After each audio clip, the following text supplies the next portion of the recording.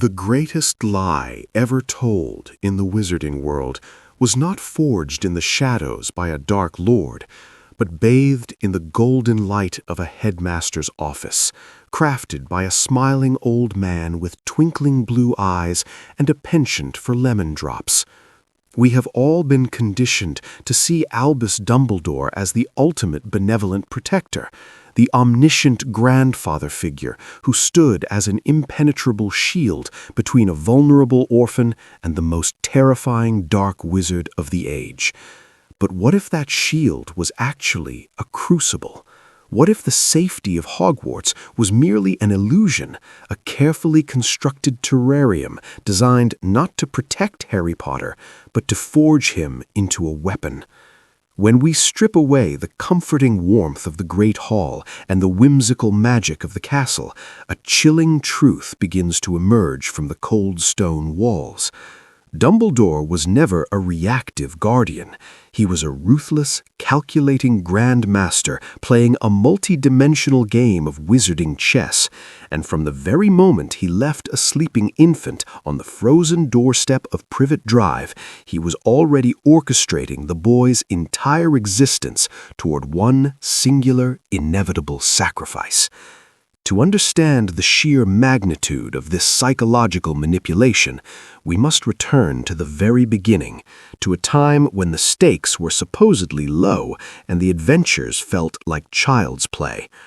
We must return to the first year, to the mystery of the Philosopher's Stone, and examine the foundational phase of a master plan that borders on sheer psychological engineering.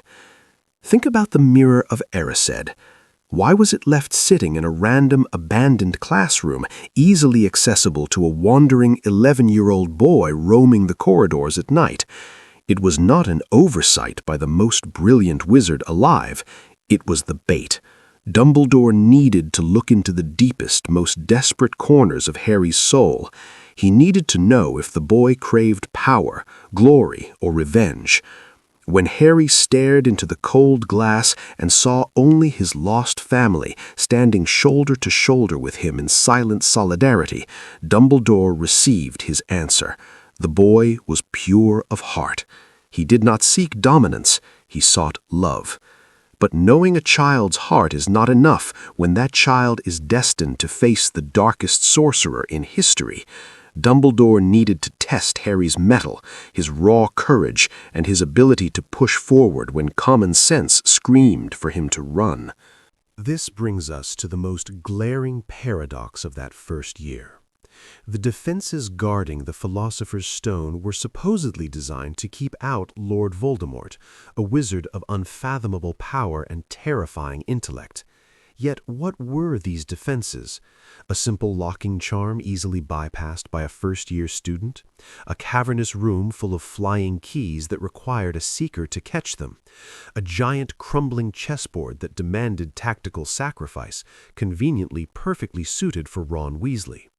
A logic puzzle involving deadly potions, practically begging for Hermione Granger's methodical mind? And a massive mountain troll, a creature the trio had already proven they could defeat on Halloween night. These were not impassable barriers erected by paranoid masters of magic. They were a breadcrumb trail. They were a carefully calibrated, perfectly tailored obstacle course designed specifically for 3 first-year students. Consider the sheer absurdity of the situation. If Dumbledore truly, purely wanted to keep the stone safe from Quirrell and Voldemort, he had the ultimate defense from the very beginning, the Mirror of Erised itself. The enchantment Dumbledore placed upon the mirror was flawless. Only someone who wanted to find the stone but not use it could extract it. It was a perfect magical lock. Quirrell could have stood in front of that mirror until the end of time, slowly going mad with agonizing desire, and he never would have obtained the stone. So why the massive Cerberus with its 3 slavering jaws? Why the strangling vines of the Devil's Snare?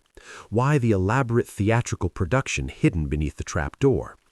Because the stone was never truly in physical danger, but Harry Potter needed to be tested. Dumbledore created a controlled environment, a lethal playground to see if the Boy of Destiny had the sheer nerve to face down absolute terror. As the winter snows buried the Hogwarts grounds in a pristine, blinding white, the invisible web drawn around Harry pulled tighter. Think of the Quidditch match where Harry's broom was violently cursed. The wood bucked and twisted, attempting to throw the boy thousands of feet to the frozen earth below. Hagrid noted that only incredibly dark magic could influence a broom in such a manner. We later learned that Snape was muttering a counter-curse to save Harry, while Quirrell was the true assailant. But let us pause and consider the omniscient headmaster. Dumbledore knew Quirrell was corrupted. In later years, we learned Dumbledore had explicitly ordered Snape to keep a close eye on the stuttering Defense Against the Dark Arts teacher.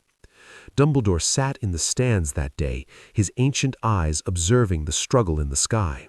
He watched a teacher actively attempt to murder his most prized student in broad daylight in front of the entire school. And what did Dumbledore do? He did absolutely nothing. He allowed the charade to continue.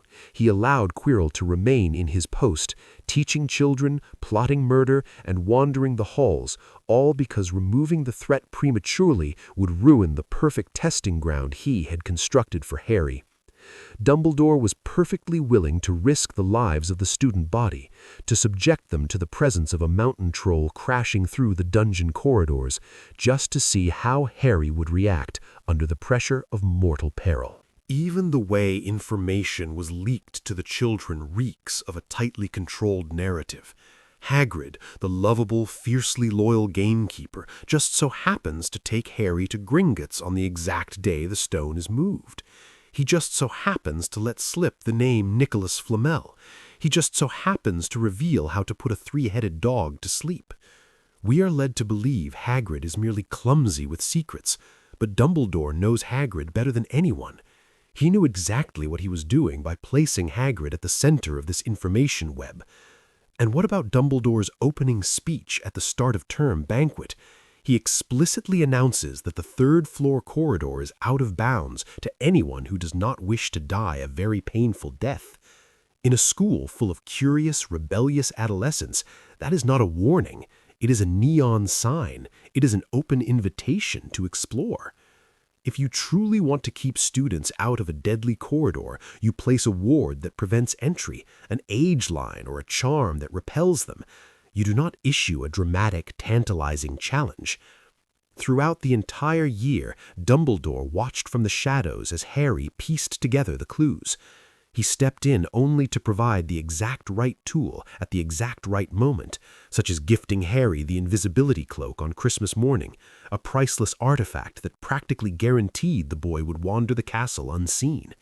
And when the climax finally arrived, when Harry descended into the darkness to face a man with two faces, where was Dumbledore?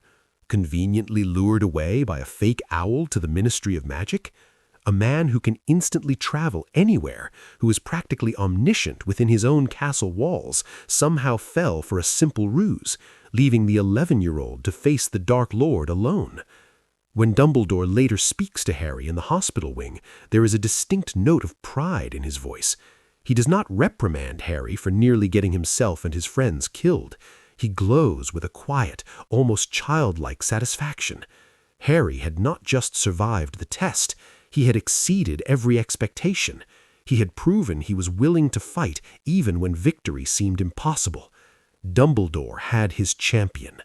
The first phase of the psychological conditioning was complete, and the stage was set for a much darker, much more dangerous game in the years to come. The heavy oak doors of the great hall slammed shut on Harry's first year, but the gears of the Grand Master's design were already turning, grinding relentlessly toward a new psychological crucible. The boy who lived had survived the physical gauntlet of the underground chambers, but survival alone is a poor teacher. Harry had tasted the intoxicating nectar of glory. He was the youngest seeker in a century, the savior of the Gryffindor House Cup, the child who had once again stared into the serpentine eyes of Lord Voldemort and emerged victorious. For a 12-year-old boy, especially one starved of affection and raised in a dark cupboard under the stairs, such sudden adoration is a dangerous poison. Dumbledore understood this poison intimately. He knew the seductive whisper of arrogance, having heard it in his own youth. When Dumbledore was a young man, dripping with academic accolades and hailed as a prodigious genius, that very same arrogance had blinded him. It had led him into the charismatic orbit of Gellert Grindelwald, forging plans for global domination under the guise of the greater good, a path that ultimately ended in the tragic, blood-stained death of his own sister, Ariana. Dumbledore lived with the agonizing weight of that memory every single day. He looked at Harry, a boy bathed in sudden fame, and saw the precipice. If Harry were allowed to revel in his own mythos, he could easily slide into the same arrogant entitlement that had once defined his father, James Potter, or worse, the dark megalomania of Tom Riddle. Dumbledore could not let his weapon be dulled by vanity. The boy needed to be humbled. Enter Gilderoy Lockhart. The hiring of Lockhart is often dismissed as a blunder, a desperate act by a headmaster who could find no one else willing to take the cursed position of defense against the dark arts teacher. But to believe this is to severely underestimate the man orchestrating the war.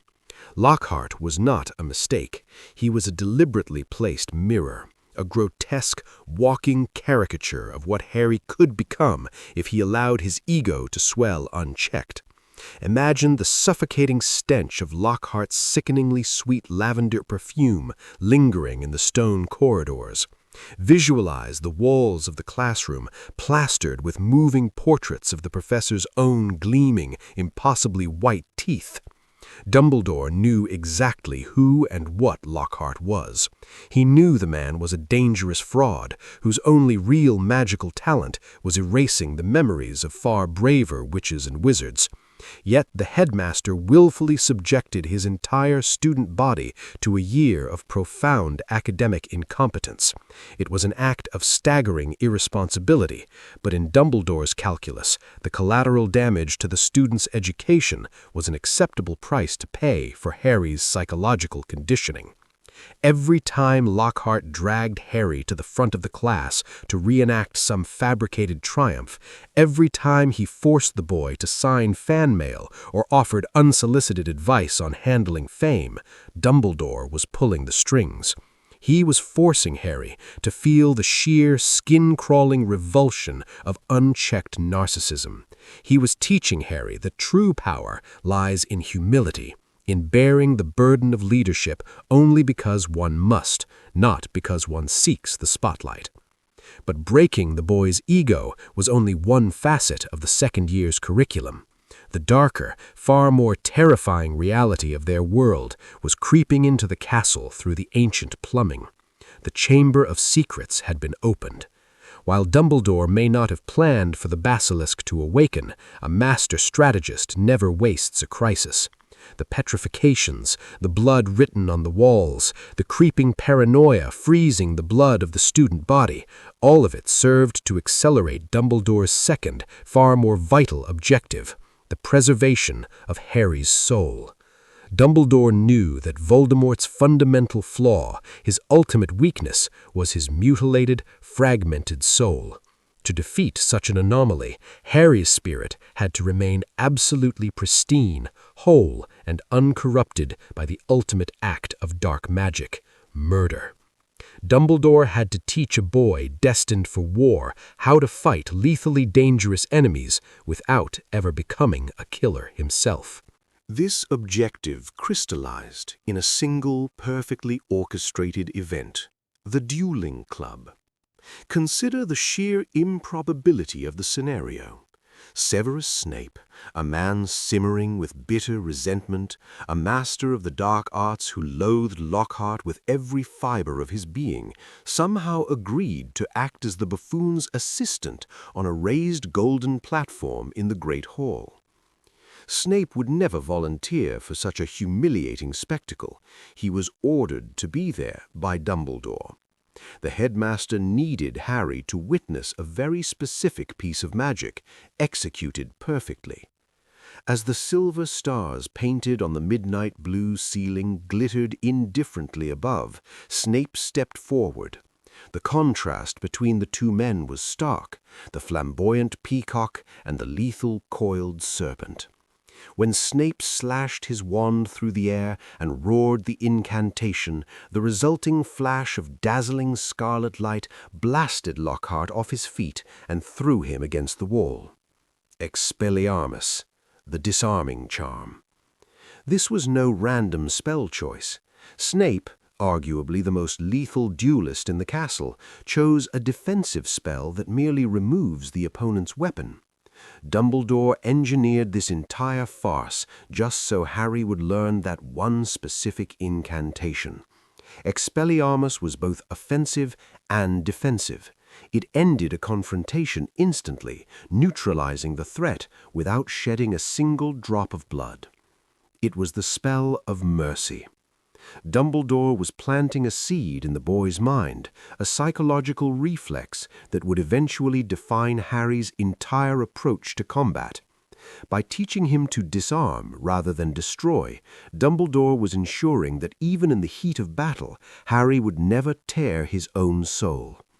It was a strategy of non-violent resistance that would pay off time and time again. It would stop Harry from executing Sirius Black in the Shrieking Shack.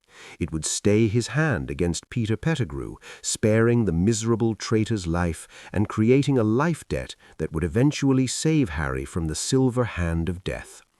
And, years later, when the sky above Hogwarts burned with the green fire of the Killing Curse, it would be that very same simple disarming charm that would collide with Voldemort's ultimate malice, shattering the Dark Lord not through superior destructive force, but through the pure, unbroken integrity of a whole soul.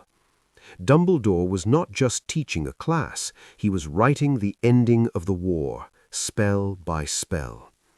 Yet teaching humility and mercy was utterly useless if Harry did not trust the architect of these lessons.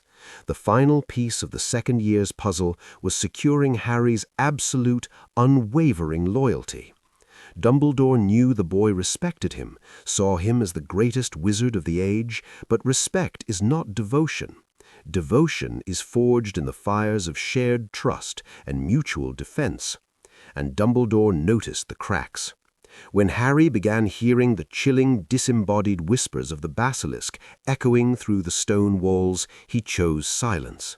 He sat in Dumbledore's circular office, the portraits of old headmasters sleeping feigned slumbers, and when asked directly if he had anything to share, Harry lied.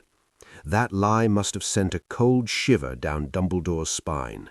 50 years ago, another brilliant, charismatic orphan had sat in that very office, hiding dark secrets behind a polite smile. Dumbledore could not let history repeat itself. He needed to prove to Harry that his trust was absolute, and he did so by using the one person Harry already loved unconditionally, Rubeus Hagrid. The stone gargoyle guarding the headmaster's office had barely settled back into its resting place before a new, colder wind began to howl through the ancient halls of Hogwarts. The basilisk was dead, its venomous fangs rotting in the damp darkness far below the castle foundations, but the Grand Master's chessboard never truly paused. If the second year was a masterclass in stripping away arrogance and planting the seeds of non-violent resistance, the third year was an urgent, desperate scramble to protect the very essence of the weapon Dumbledore had so carefully forged. The board was violently upended, not by the immediate return of a Dark Lord, but by a skeletal ghost from the past. Sirius Black had escaped the inescapable fortress of Azkaban. The wizarding world was instantly plunged into a state of collective hysteria, picturing a deranged, matted-haired mass murderer hunting down the boy who lived, and Dumbledore, sitting high in his tower, calculating the shifting odds with his delicate silver instruments whirring softly in the background, shared this exact terror. He believed Black was the traitor. He believed Black was a fanatical servant of the darkness, coming to finish the bloody job he had started 12 years ago. For Dumbledore, this was an unmitigated disaster. He alone carried the crushing burden of the prophecy. He alone knew that Harry had to be the one to vanquish Voldemort.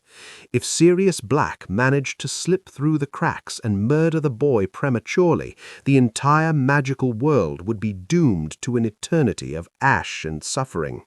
The prophecy dictated that one must die at the hand of the other, binding Voldemort's fate to Harry's, but that did not make the boy immortal against a jagged knife in the dark or a lethal curse from a crazed escapee. Dumbledore had to lock his prize chess piece in a vault, which meant leaning heavily on the ancient thrumming blood magic woven into the mundane suburban walls of No. 4 Privet Drive. As long as Harry remained under that roof, he was untouchable. Have you ever wondered why the notoriously impoverished Weasley family, upon winning a massive sum of gold in a ministry drawing, immediately squandered every last sickle on a lavish trip to Egypt? In a normal year, they would have inevitably invited Harry to spend the summer at the Burrow, pulling him out from under the absolute protection of his aunt's bloodline. It is highly probable that Dumbledore himself orchestrated that convenient windfall, subtly manipulating the circumstances to ensure the Weasleys had a grand excuse to leave the country, leaving Harry safely marooned in the suffocating but secure embrace of his Muggle relatives. Yet the Grand Master's perfectly laid trap failed. Harry blew up his aunt in a fit of accidental magic and fled into the freezing night, dragging his heavy trunk behind him. He stumbled right into the path of the very killer hunting him, separated only by the terrifying silhouette of a massive black dog. Only the chaotic, entirely accidental arrival of the night bus saved the boy from what Dumbledore assumed would have been instant death. When Harry was finally deposited in the bustling, colorful streets of Diagon Alley, the invisible strings of Dumbledore's control snapped taut once again. Notice the peculiar behavior of Florian Fortescue, the cheerful ice cream parlor owner who spent his days offering Harry endless free Sundays and diligently assisting him with his history essays. No successful businessman operates by giving away his inventory to a loitering teenager for weeks on end, but Fortescue was a descendant of Dexter Fortescue, a former Hogwarts headmaster whose portrait hung in Dumbledore's very office. It was the perfect surveillance operation. While Harry tasted sweet strawberry and peanut butter under the warm summer sun, Dumbledore watched his every move through the eyes of a loyal ancestor, keeping the boy confined to the safety of the sunlit cobblestones. But keeping the boy physically alive was only the first layer of the strategy. The true terror of the third year came not from Sirius Black, but from the foul, soul-sucking creatures stationed around the school perimeter to catch him, the Dementors. To Dumbledore, the Dementors represented a threat far worse than death. If a Dementor clamped its rotting jaws over Harry's mouth and consumed his soul, the boy would be left an empty vegetative shell. A soulless Harry could not fulfill the prophecy. A soulless Harry meant Voldemort had already won, without lifting a finger. Dumbledore needed Harry to learn how to fight these demons, to build an impenetrable fortress of pure, joyous magic around his spirit. And to teach him this, the Grand Master brought in the most crucial pawn of the year, Remus Lupin. Lupin was the perfect counterweight to the arrogant fraud of Gilderoy Lockhart.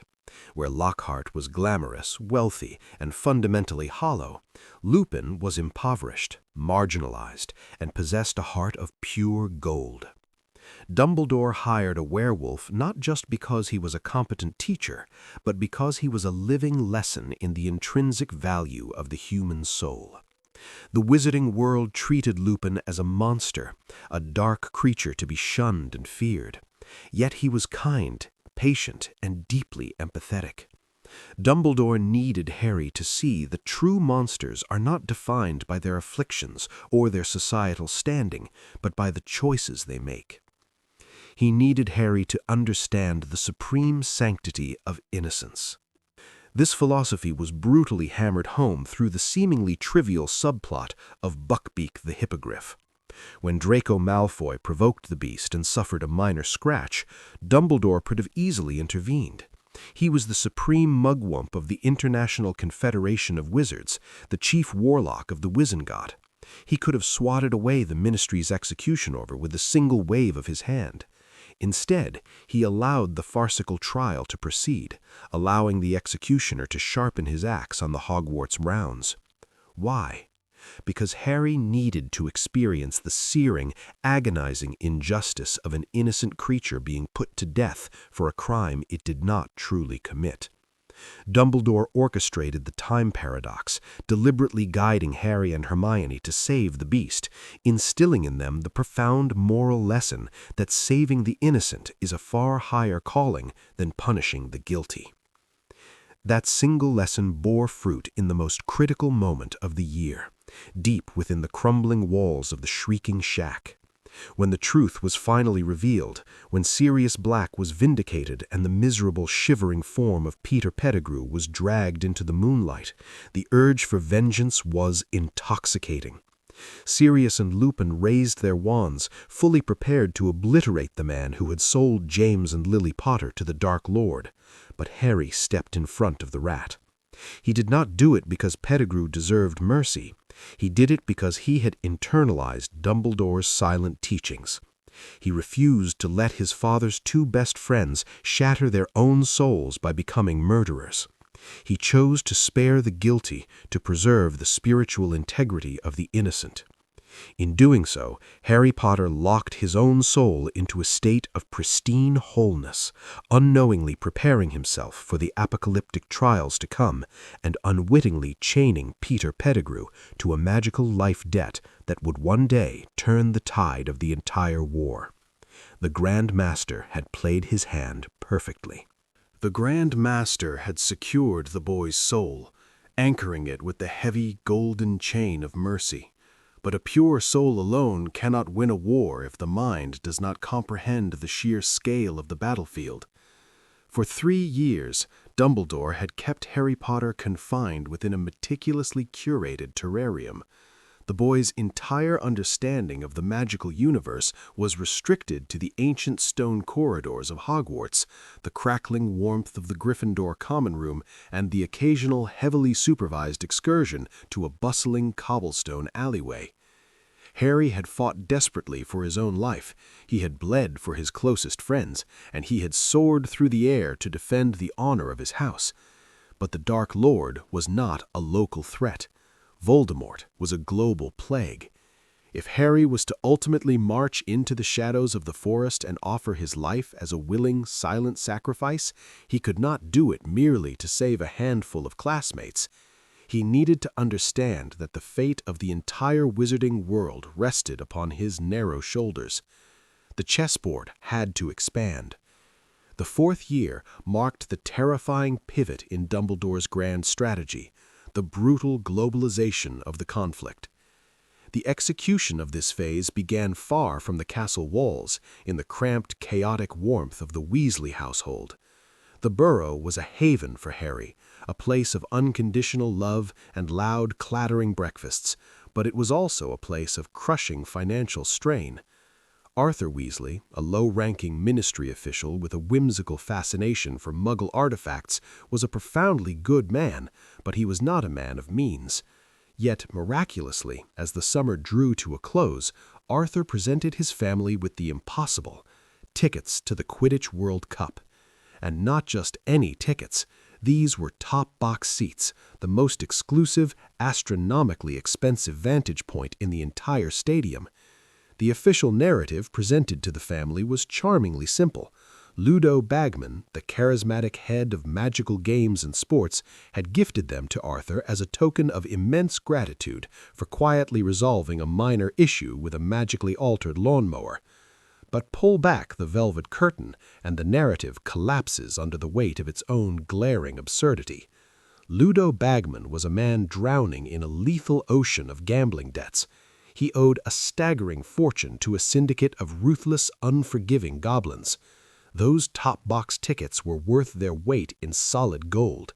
Sitting in that box meant rubbing shoulders with the Minister of Magic and the wealthiest, most influential pure-blood families in Europe, including Lucius Malfoy, a man whose very manner was a chilling monument to his sickening opulence and deep pockets.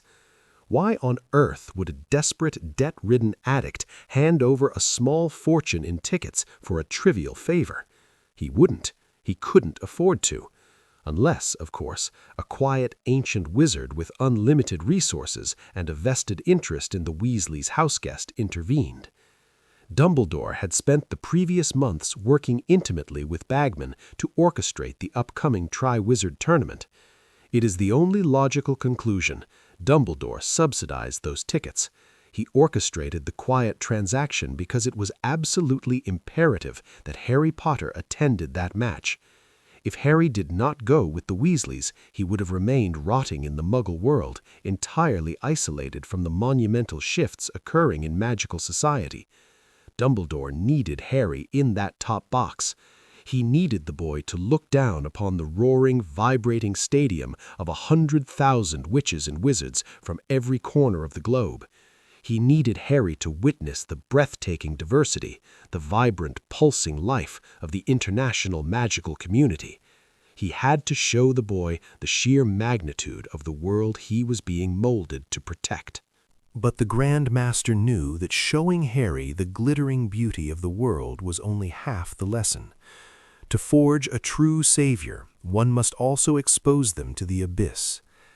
The euphoric celebration of the World Cup was a calculated setup for the nightmare that followed. When the sun set and the celebratory fires dwindled to glowing embers, the true lesson began. The Death Eaters, masked and emboldened by the intoxicating anonymity of the dark, descended upon the campgrounds. They did not attack to steal, they attacked to terrorize. They strung the Muggle site manager and his family up in the air, spinning them like grotesque, helpless puppets, while the crowd below jeered and set fire to the canvas tents. Imagine Harry stumbling through the suffocating, acrid smoke, the screams of fleeing families ringing in his ears. He was no longer fighting a monstrous snake in a hidden dungeon. He was witnessing pure, unadulterated ideological terrorism on a mass scale. He saw the cruelty, the blind prejudice, and the sickening joy Voldemort's followers took in the suffering of innocents. And then the ultimate psychological blow, the Dark Mark, a colossal skull composed of emerald stars with a serpent protruding from its mouth, blasted into the night sky, casting a sickly green pallor over the devastation. It was a beacon of pure dread. Dumbledore needed Harry to see that mark, to feel the ice water flood his veins, and to realize that this was the apocalyptic reality waiting to consume the world if he failed. The safety of Hogwarts was an illusion. The war was already bleeding into the streets. This brutal expansion of Harry's worldview was meant to be followed by a far more controlled exercise in international unity, the Triwizard Tournament. In its purest original conception, before the dark interference that derailed the year, the tournament was Dumbledore's masterstroke for diplomatic education. He brought the proud, martial students of Durmstrang and the elegant, refined students of Beauxbaton directly into Harry's home turf. The goal was to foster deep, unbreakable bonds of friendship and mutual trust across international borders. Dumbledore knew that Voldemort's greatest talent was sowing division, cultivating mistrust and paranoia until his enemies tore each other apart. The only countermeasure to such insidious poison was profound, unshakable unity. If Harry was to be the figurehead of the coming resistance, he needed to learn how to build bridges with those who spoke different languages and held different customs. But the Grand Master's carefully laid diplomatic exercise was hijacked. The Goblet of Fire, an ancient, impartial judge, spat out a fourth, impossible name. The boy who lived was thrust into a lethal competition he had no business entering, and the entire school, rather than uniting behind him, fractured in a storm of jealousy and suspicion. Dumbledore found himself navigating uncharted waters. For the first time, he was not entirely pulling the strings. He was reacting to an unseen adversary moving pieces on his board. Yet, even in the chaos, Dumbledore observed. He allowed Harry to be ostracized, allowing the boy to feel the stinging bite of public betrayal, reinforcing the harsh truth that public opinion is fickle and the true strength must come from within. The terrarium had been smashed, the world was on fire, and Dumbledore was silently watching to see if his weapon would melt in the heat or harden into unbreakable steel. The Goblet of Fire had cast its lot, and the illusion of safety within the castle walls was irreparably shattered. But Dumbledore did not halt the grim machinery that had been set into motion. Instead, he allowed the darkness to seep directly into the curriculum, inviting the terror of the outside world into the sunlit classrooms of Hogwarts. The Grand Master understood that shielding a weapon from the harsh realities of war would only ensure its destruction upon the first impact. The boy needed to know what he was truly facing. This dreadful necessity materialized in the scarred, paranoid form of the new Defense Against the Dark Arts teacher, a man who dragged his wooden leg across the stone floors like a dreadful metronome ticking down to the inevitable conflict. Mad-Eye Moody, or rather, the brilliant, fanatical Death Eater hiding beneath the swirling magical eye and the polyjuice potion, brought the forbidden arts into the light. He stood before a classroom of wide-eyed, trembling teenagers and unleashed the unforgivable curses. The students watched in paralyzed horror as a spider was subjected to the mind control of the Imperious Curse, writhing uncontrollably. They listened to the sickening, agonizing shrieks of the same creature under the Cruciatus Curse, a sound that etched itself into their nightmares.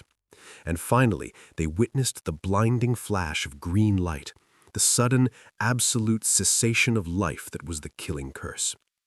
It is entirely inconceivable that Albus Dumbledore, a wizard who could feel the very pulse of the magical wards surrounding his school, was ignorant of these profoundly illegal demonstrations. The corridors buzzed with terrified whispers. The psychological trauma inflicted upon the students was palpable. Yet the headmaster sat in his circular office, calmly stroking the golden plumage of his phoenix, and did nothing to intervene. He allowed the man he believed to be Alastor Moody to systematically subject the students to the Imperious Curse, forcing them to experience the insidious, floating sensation of absolute mental subjugation. Dumbledore permitted this horrific violation of student safety for one singular, overriding reason. He needed Harry Potter to experience the curse.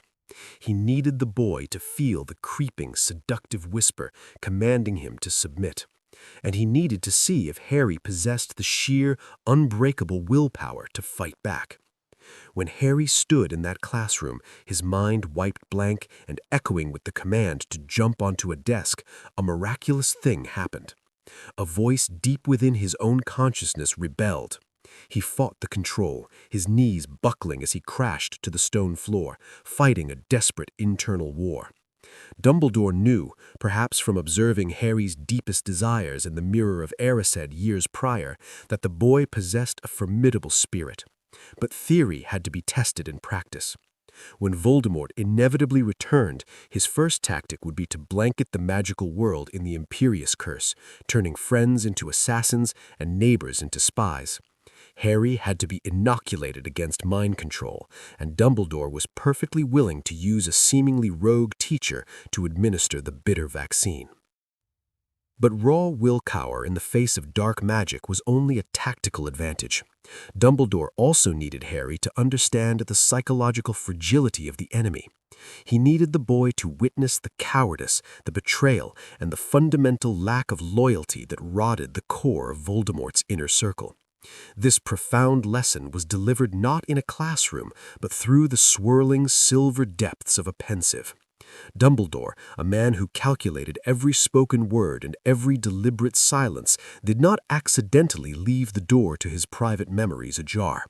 He orchestrated the moment perfectly, leaving the cabinet open just as he departed to meet with the Minister of Magic, knowing full well that Harry's insatiable curiosity would draw him to the glowing basin. As Harry plunged his face into the cold, liquid light, he fell through time and into the grim, despairing atmosphere of the Wizengarmet courtrooms following the First Wizarding War.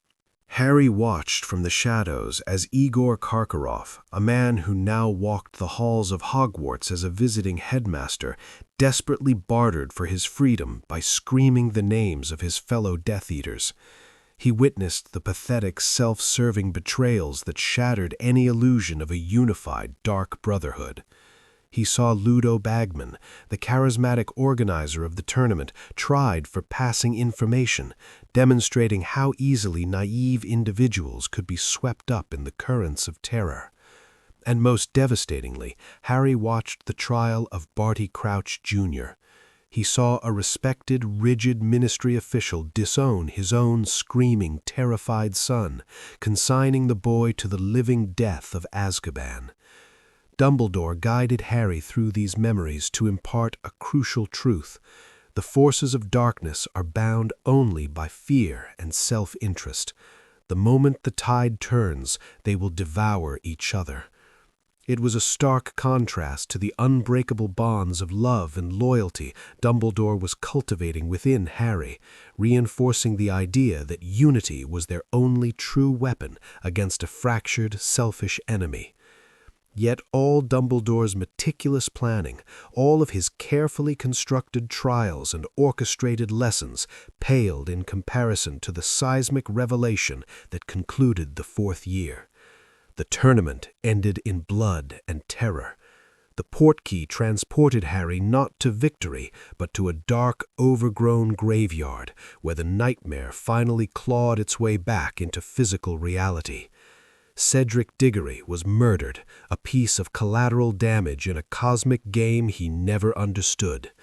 And Harry was bound to a headstone, his arm sliced open, his blood forcibly taken to resurrect the Dark Lord.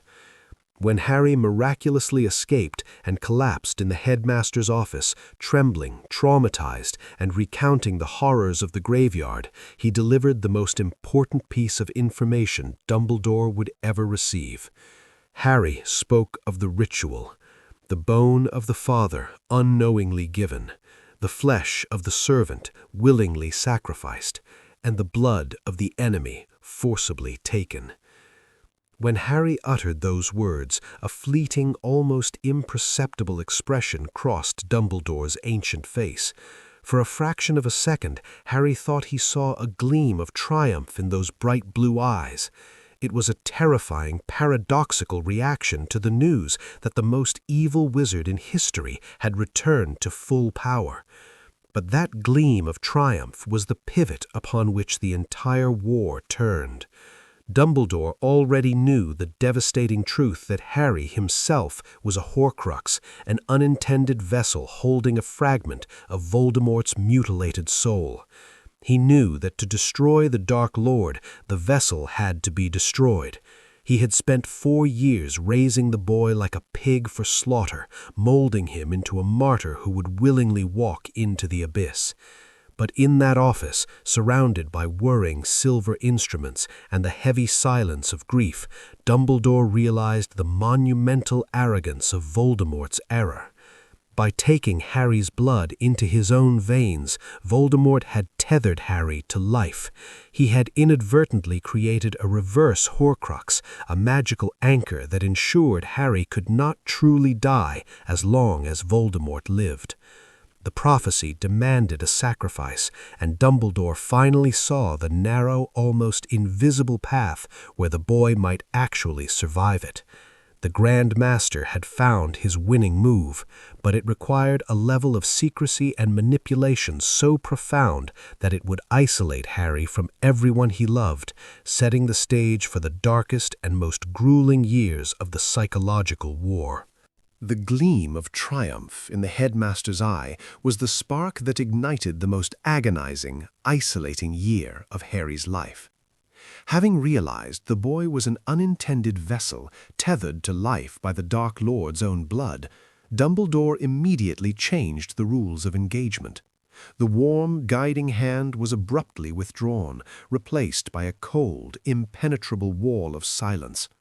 Harry spent the sweltering summer months trapped in the suffocating, dust-choked corridors of No. 12 Grimmauld Place, festering in trauma, night terrors, and mounting adolescent rage. He felt entirely abandoned, completely unaware that his isolation was a desperate, calculated quarantine. Dumbledore had deduced the terrifying reality of the mental bridge connecting Harry's mind to Voldemort's. He knew with absolute certainty that any display of affection, any physical or emotional proximity to the boy, would instantly invite the Dark Lord to peer through Harry's eyes. To look directly at Harry was to invite a lethal, calculating serpent into the deepest secrets of the Resistance. And so the Grand Master averted his gaze. He refused to look at the boy during his high-stakes disciplinary hearing at the Ministry, refused to explain the encroaching shadows in the castle, and handed the intimate, delicate task of mental fortification over to the one man Harry despised most in the world. Severus Snape was tasked with teaching occlumency, a brutal, invasive tearing of the mind that only deepened Harry's trauma and fueled his resentment, leaving his mental defenses in absolute ruins. But mental invasion was not the only warfare Dumbledore permitted that year. If the Triwizard Tournament had exposed Harry to the global scale of dark ideology, his fifth year was meticulously designed to expose him to the insidious, suffocating nature of systemic political corruption. The Ministry of Magic, terrified of the truth of Voldemort's return, buried their heads in the sand and launched a vicious, relentless smear campaign against both Dumbledore and the boy who lived. And to enforce their paranoid delusion within the school, they sent a toad-like woman draped in a sickly pink cardigan to seize control of Hogwarts. Dolores Umbridge was not merely a random bureaucratic inconvenience. She was a masterclass in totalitarianism, a perfectly contained micromodel of what Voldemort's reign would look like once he fully infiltrated the government. Consider the vast resources at Dumbledore's disposal. He commanded the Order of the Phoenix. He could have easily installed a fierce, loyal warrior into the defense against the Dark Arts post, just as he would the following year. Yet he deliberately left the position vacant, practically inviting the Ministry to step in and appoint Umbridge. Dumbledore allowed this vile woman to walk the ancient stone corridors, hanging her oppressive, heavy decrees on the walls and systematically stripping the students of their fundamental rights. He undoubtedly knew she was using an illegal blood quill on Harry, forcing the boy to carve the words "I must not tell lies" into the raw flesh of his own hand, night after agonizing night. It was a grotesque physical manifestation of the state's power to rewrite truth through violence and intimidation. Dumbledore tolerated this torture because the lesson was too critical to interrupt. Harry needed to learn that authority is not inherently righteous. He needed to see exactly how quickly the general populace, driven by fear and a desire for comfort, would bow to ridiculous, restrictive laws simply to avoid conflict. Umbridge created the Inquisitorial Squad, a chilling schoolyard precursor to the Death Eaters, turning students into spies and malicious informants. By allowing Umbridge to transform Hogwarts into a fascist regime, Dumbledore was actively and intentionally radicalizing his champion. He was forcing Harry to realize that no adult was coming to save them from the encroaching dark. If they wanted to survive the coming storm, they had to forge their own swords. And forge them they did. The creation of Dumbledore's army was not a secret rebellion successfully hidden from the omniscient headmaster. It was the exact desired outcome of his calculated negligence. When Harry gathered the rebellious students in the dusty, goat-scented gloom of the Hog's Head pub, the gruff bartender wiping down the wooden counters was none other than Aberforth Dumbledore. The Grand Master knew exactly what was transpiring in the village. He watched from afar as Harry transformed from a reactive survivor into a proactive, charismatic leader, teaching his peers the very defensive magic the Ministry actively sought to ban. Dumbledore took immense pride when the illicit group was finally uncovered, happily claiming full responsibility for the illegal army to protect his students from expulsion. He vanished from the castle in a spectacular blaze of phoenix fire, leaving Harry completely untethered, fully immersed in the heavy role of the resistance leader. The training wheels were completely removed, leaving Harry to navigate the tyranny alone.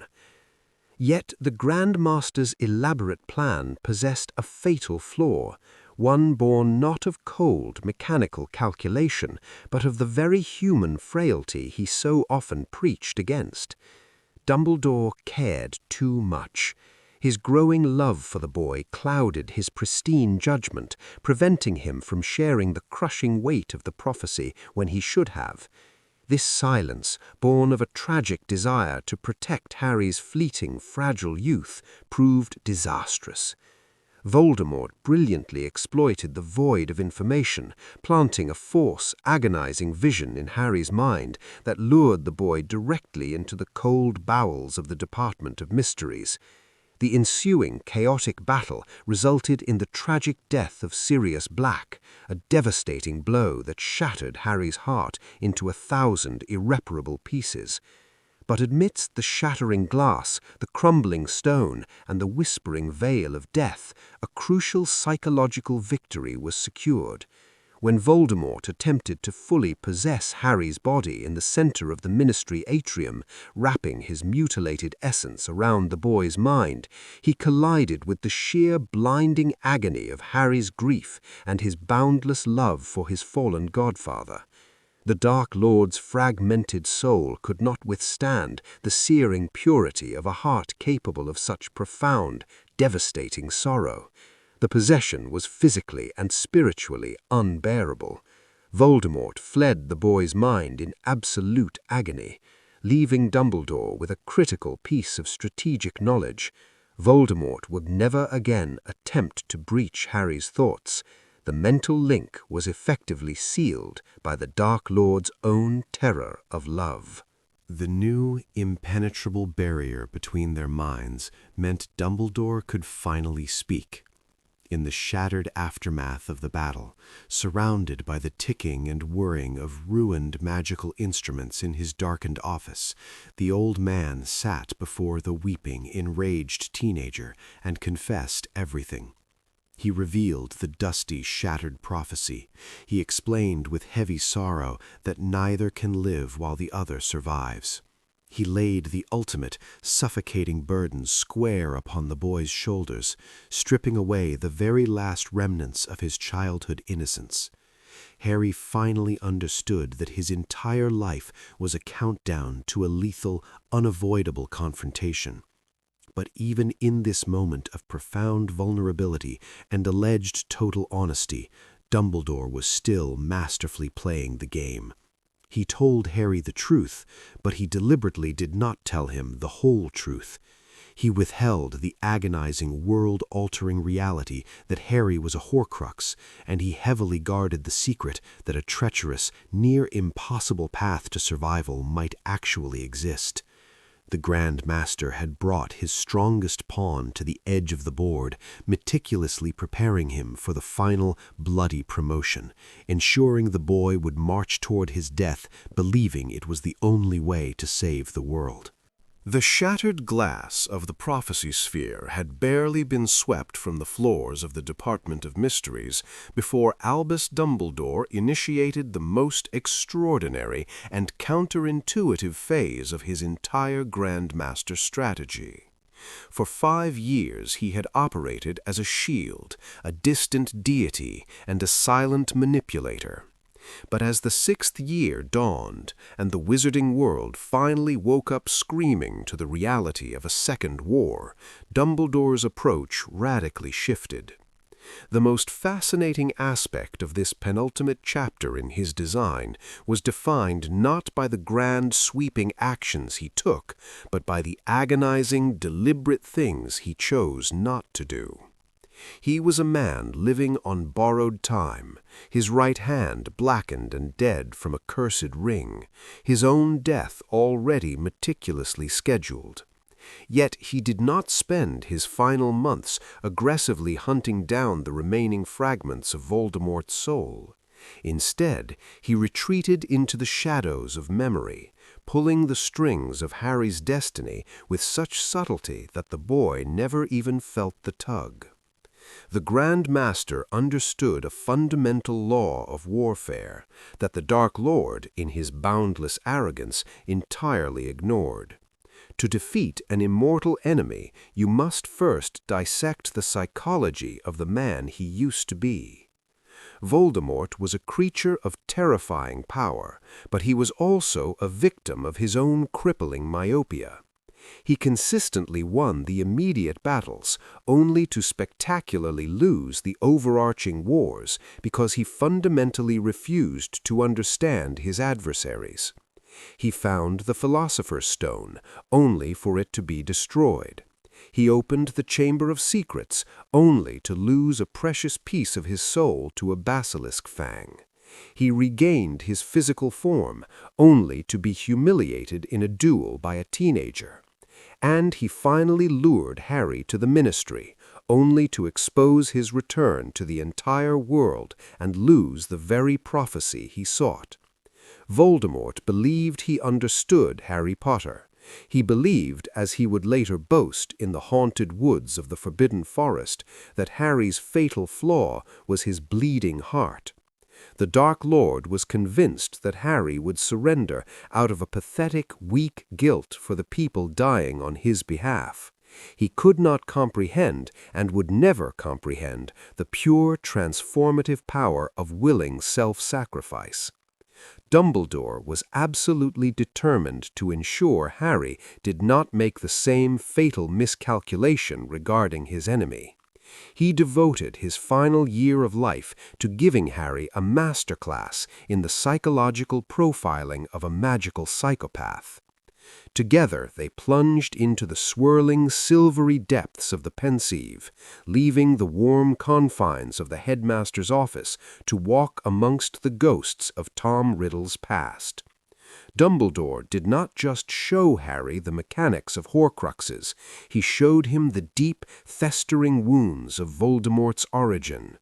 He dragged Harry to the squalid, filth-ridden shack of the Gaunt family, forcing him to witness the grotesque reality of pure-blood fanaticism and the desperate, pathetic tragedy of Merope Gaunt, a woman who resorted to magical coercion to secure a twisted semblance of love.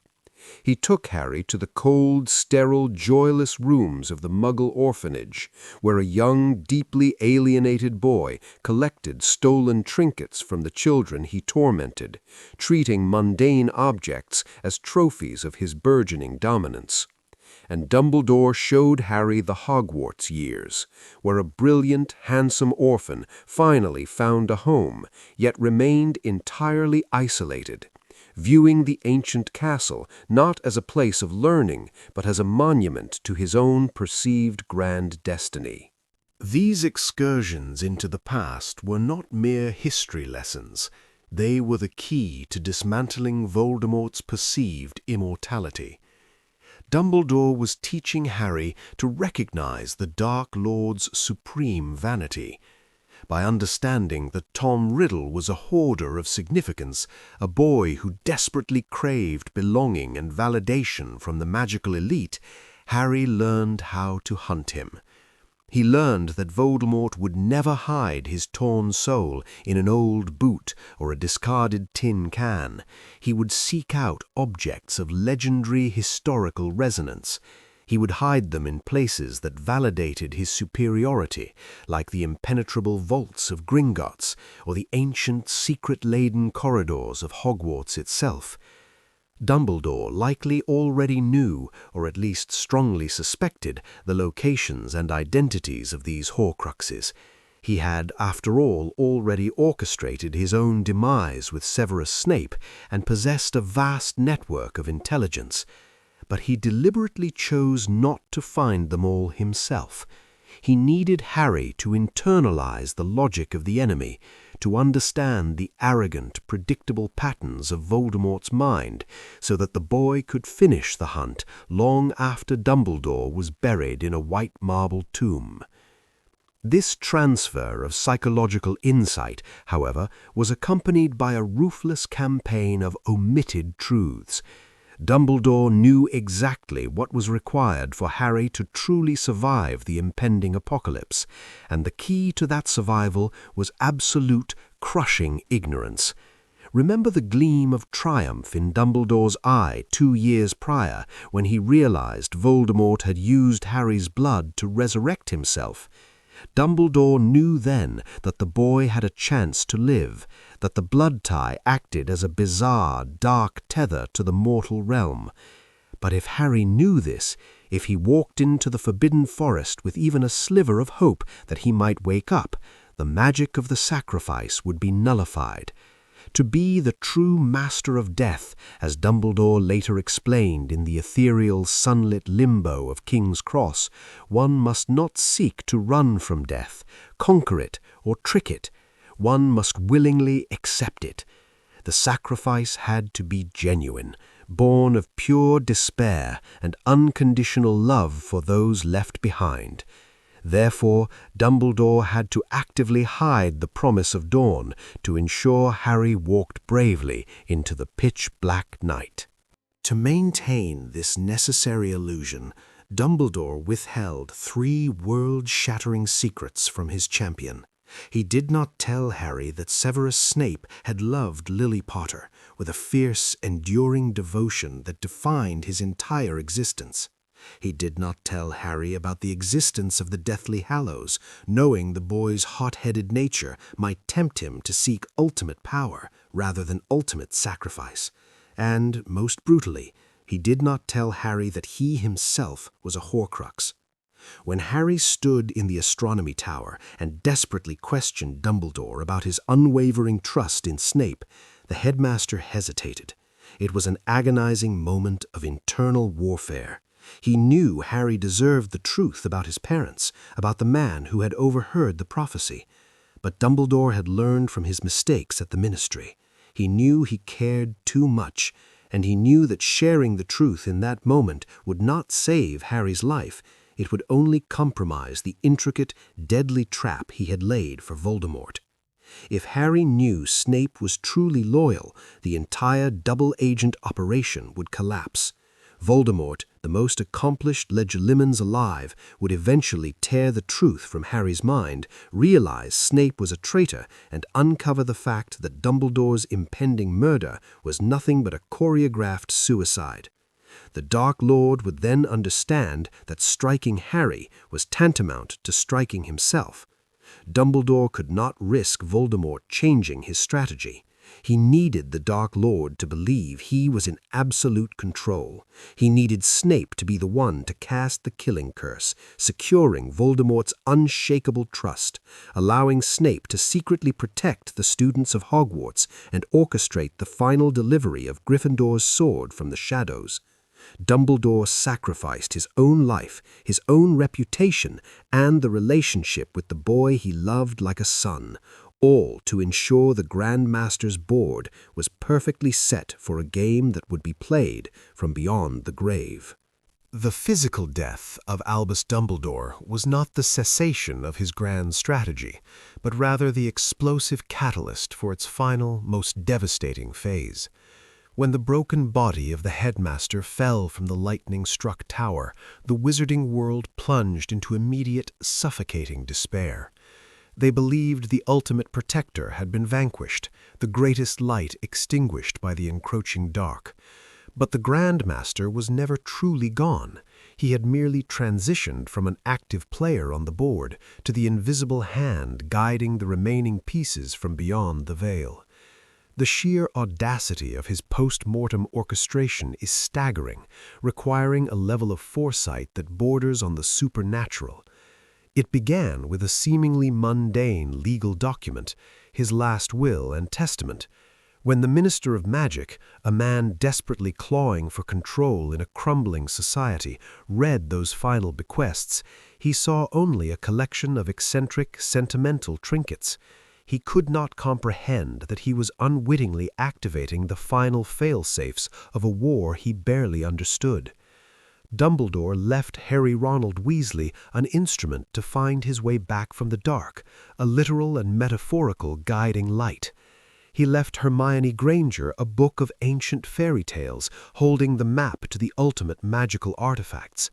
But to Harry Potter, his chosen champion, the boy he had raised for the slaughter, he left him the most dangerous and heartbreaking object in existence.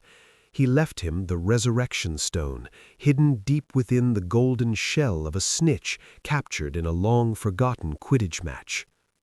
Why give a boy obsessed with the dead a stone that can summon them?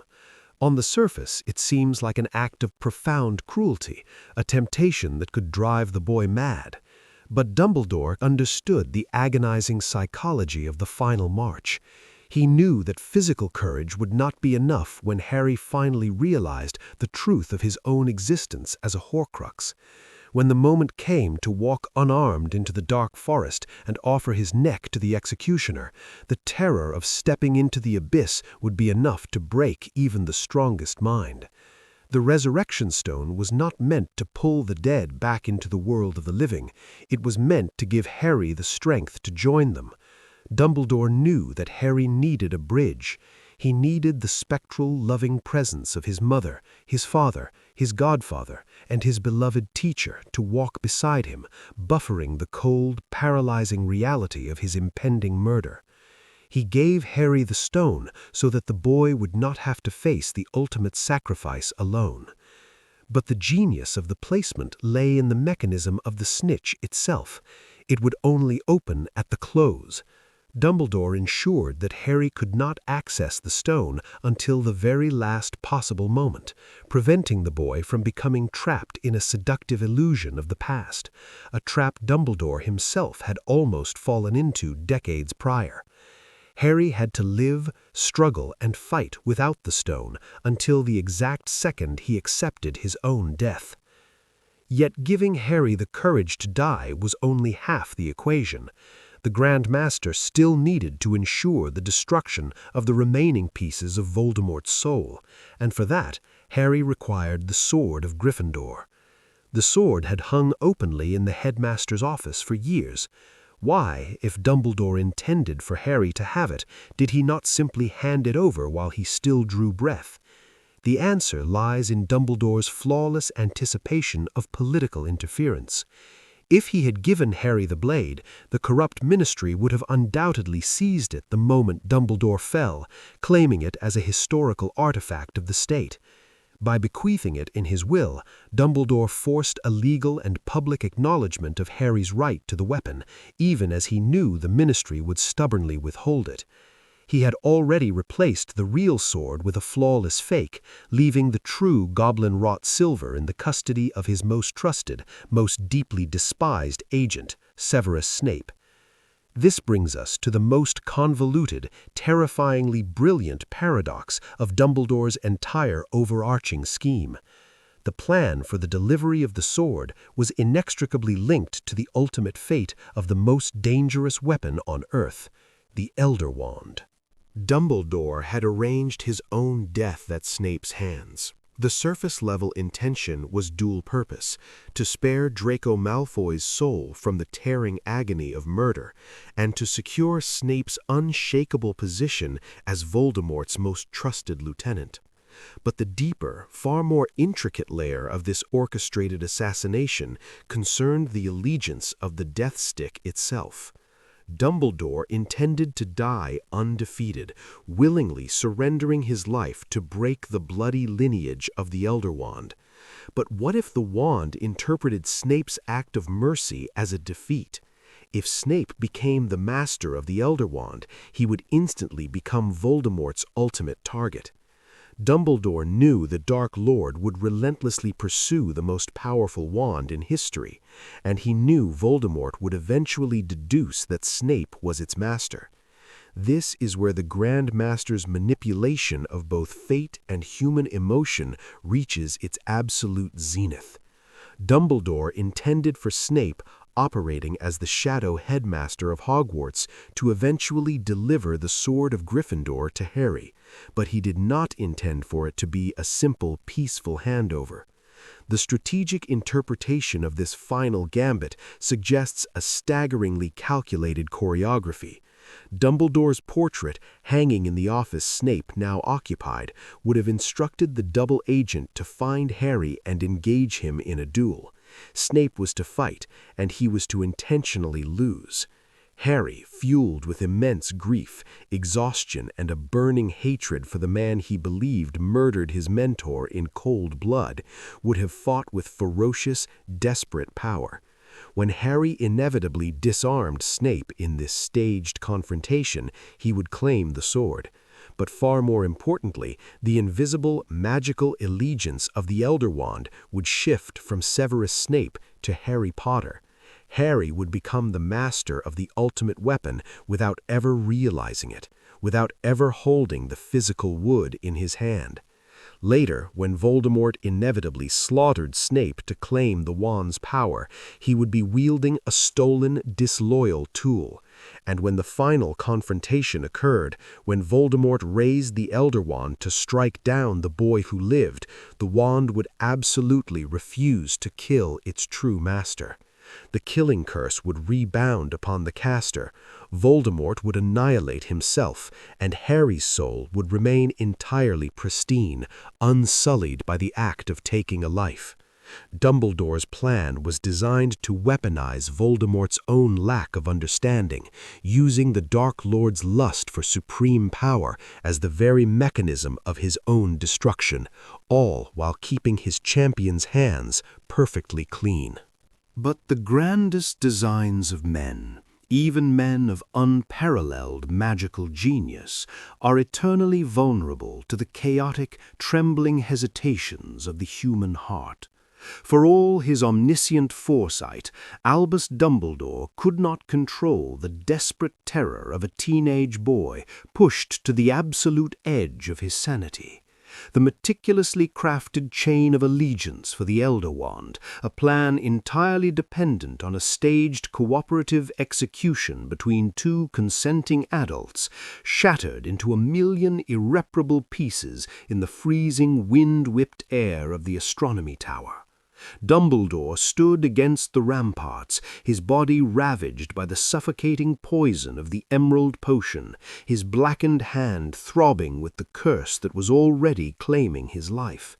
He was waiting for Severus Snape to arrive and deliver the final merciful blow that would seal the wand's loyalty and secure the double agent's cover. Instead, the heavy oak door burst open to reveal Draco Malfoy. The boy was a ghost of his former arrogant self, his skin sallow, his eyes wide with a frantic, cornered panic, and his wand hand shaking so violently he could barely hold his weapon steady. In that agonizing, suspended fraction of a second, as Draco raised his wand and screamed the disarming charm, Dumbledore realized the catastrophic failure of his masterstroke. The spell struck him squarely in the chest.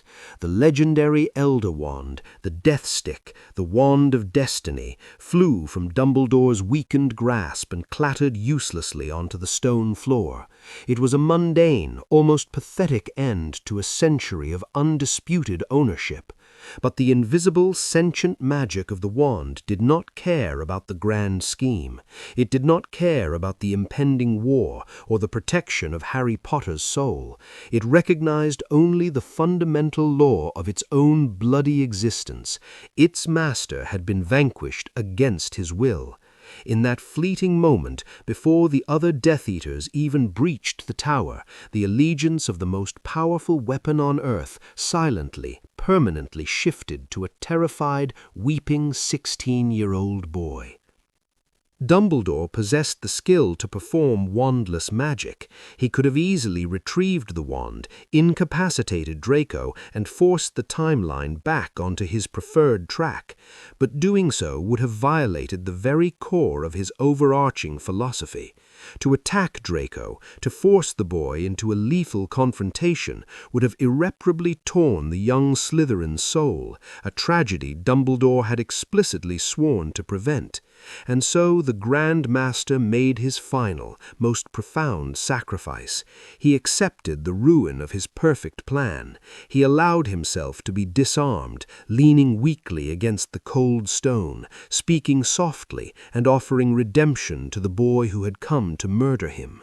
When Severus finally burst through the door, his face a mask of revulsion and hidden agony, he cast the killing curse exactly as promised. The blinding flash of green light illuminated the tower, throwing Dumbledore's lifeless body backward over the battlements, sending him plummeting into the darkness below. Snape had fulfilled his vow, but he had killed an unarmed man. The wand he sought to master had already pledged its loyalty to another. As Dumbledore fell, his physical influence over the board ended, but the true brilliance of his 7 years' psychological conditioning took absolute control. He plummeted to his death, knowing the board was in absolute chaos. Yet he trusted the weapon he had forged. He had to believe that the deep ingrained reflexes of mercy, humility, and sacrificial love he had pounded into Harry's spirit would somehow guide the boy through the unpredictable nightmare to come. And it was this profound trust, this reliance on character rather than calculation, that ultimately saved the entire wizarding world. The following months were a brutal, starving descent into isolation. Harry, Ron, and Hermione wandered the freezing, desolate wilderness of Britain, their minds slowly being poisoned by the insidious, whispering malice of the locket Horcrux hanging around their necks. Dumbledore had foreseen this desperate wandering. He knew that placing the burden of the Horcrux hunt upon Harry without providing clear instructions would breed resentment and doubt. But he also knew it was the only way to test the absolute limits of Harry's endurance. It was during this agonizing period of starvation and terror that Harry finally unraveled the secret of the Deathly Hallows. The temptation was absolute. To possess the Resurrection Stone, the Invisibility Cloak, and the Elder Wand was to become the Master of Death, a title that promised invincibility and the return of everything Harry had ever lost. Dumbledore had intentionally delayed this revelation, forcing Harry to choose between the intoxicating pursuit of personal power and the grueling, thankless duty of destroying Voldemort's soul fragments. The Grand Master had gambled the fate of the world on the belief that Harry's good heart would conquer his hot head. And Harry, remembering the chilling lessons of the pensieve and the grotesque reality of Voldemort's obsession with power, actively chose to turn his back on the Hallows. He chose the slow, painful path of sacrifice over the seductive shortcut of supremacy. This choice culminated in a suffocating, terrifying skirmish within the opulent, blood-soaked drawing room of Malfoy Manor. Harry was cornered, wandless, and facing imminent delivery to the Dark Lord. In a moment of pure, desperate instinct, he lunged forward and physically wrestled 3 wands from the trembling grip of Draco Malfoy. It was a raw, ugly, utterly unmagical scuffle. There was no grand incantation, no dazzling elemental power. It was just a desperate boy fighting for his life. Yet the deep, ancient magic governing wand lore is blind to aesthetics. It only registers intent and conquest. By overpowering Draco, Harry inadvertently performed the exact necessary action to correct Dumbledore's derailed plan. Hundreds of miles away, resting in the cold white marble tomb on the shores of the Black Lake, the Elder Wand felt the tectonic shift in power. Its current master had been vanquished, its loyalty instantly, seamlessly transferred to the boy who lived. Dumbledore could never have calculated the exact mechanics of this skirmish, but he had engineered the conditions that made it possible. He had spent years teaching Harry to disarm rather than kill, to physically neutralize a threat without shedding blood. It was this deeply ingrained reflex of non-lethal combat that allowed Harry to inadvertently claim the ultimate weapon of war. The chessboard had miraculously righted itself, aligning the pieces for a final confrontation that Voldemort could not possibly comprehend. The Dark Lord, driven by an insatiable paranoia and a fundamental misunderstanding of magical law, brutally murdered Severus Snape in a decrepit boathouse, falsely believing that shedding the blood of the man who killed Dumbledore would grant him absolute mastery over the Death Stick. He left Snape to bleed out on the wooden floorboards, entirely unaware that he had just severed his own most vital source of intelligence and handed Harry the final devastating piece of the puzzle. As Harry knelt beside the dying double agent, capturing the leaking silvery memories in a glass flask, the Grand Master's voice finally reached out from beyond the grave. The memories revealed the absolute, unvarnished truth. They revealed Snape's undying love for Lily, his decades of silent, agonizing penance, and the horrific, unavoidable reality that Harry himself was the 7th Horcrux. The boy was a vessel of dark magic, and the vessel had to be destroyed by Voldemort's own hand. The revelation was a crushing, suffocating weight, but it did not break Harry Potter. Dumbledore had spent 7 years preparing the boy for this exact moment. Every trial, every painful lesson, every withheld truth had been designed to forge a spirit capable of digesting this horrific destiny without surrendering to despair.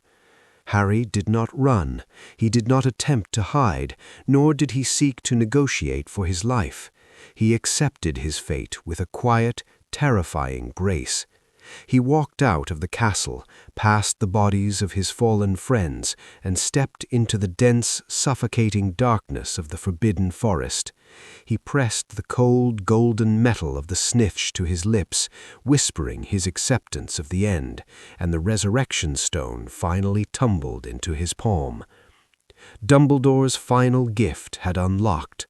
The spectral forms of his parents, his godfather, and his beloved mentor materialized from the mist, offering the gentle, unwavering encouragement he needed to walk into the clearing and stand unarmed before the monster who had ruined his life. Harry closed his eyes beneath the invisibility cloak, dropping his wand to the forest floor, entirely surrendering to the inevitable flash of green light. The heavy silence of the clearing was absolute, a suffocating blanket woven from the breath of 100 masked murderers standing rigidly among the ancient towering trees of the forbidden forest. Harry stood entirely still before the flickering, unnatural light of the campfire. He did not raise his wand, he did not utter a single syllable of defiance or plead for mercy. He merely stared into the slit-like crimson eyes of the Dark Lord, eyes that burned with a manic, uncomprehending victory. Voldemort raised the Elder Wand, the stolen weapon that felt strangely cold and unresponsive in his pale, spider-like fingers. The Dark Lord tilted his head, savoring the apparent surrender of the boy who had thwarted him for so long, utterly blind to the monumental, invisible mechanics of the magic swirling around them. He screamed the incantation that had haunted Harry's nightmares since infancy, a sound that tore through the quiet woods like a jagged blade. Avada Kedavra! The blinding, roaring rush of emerald fire erupted from the tip of the death stick, hurtling across the short distance with the sound of a rushing wind. It struck Harry squarely in the chest, precisely where the Horcrux locket had once rested, precisely where his own fiercely beating heart resided. But there was no pain. There was no tearing of flesh or shattering of bone. There was only an instantaneous, weightless plunge into absolute, deafening nothingness.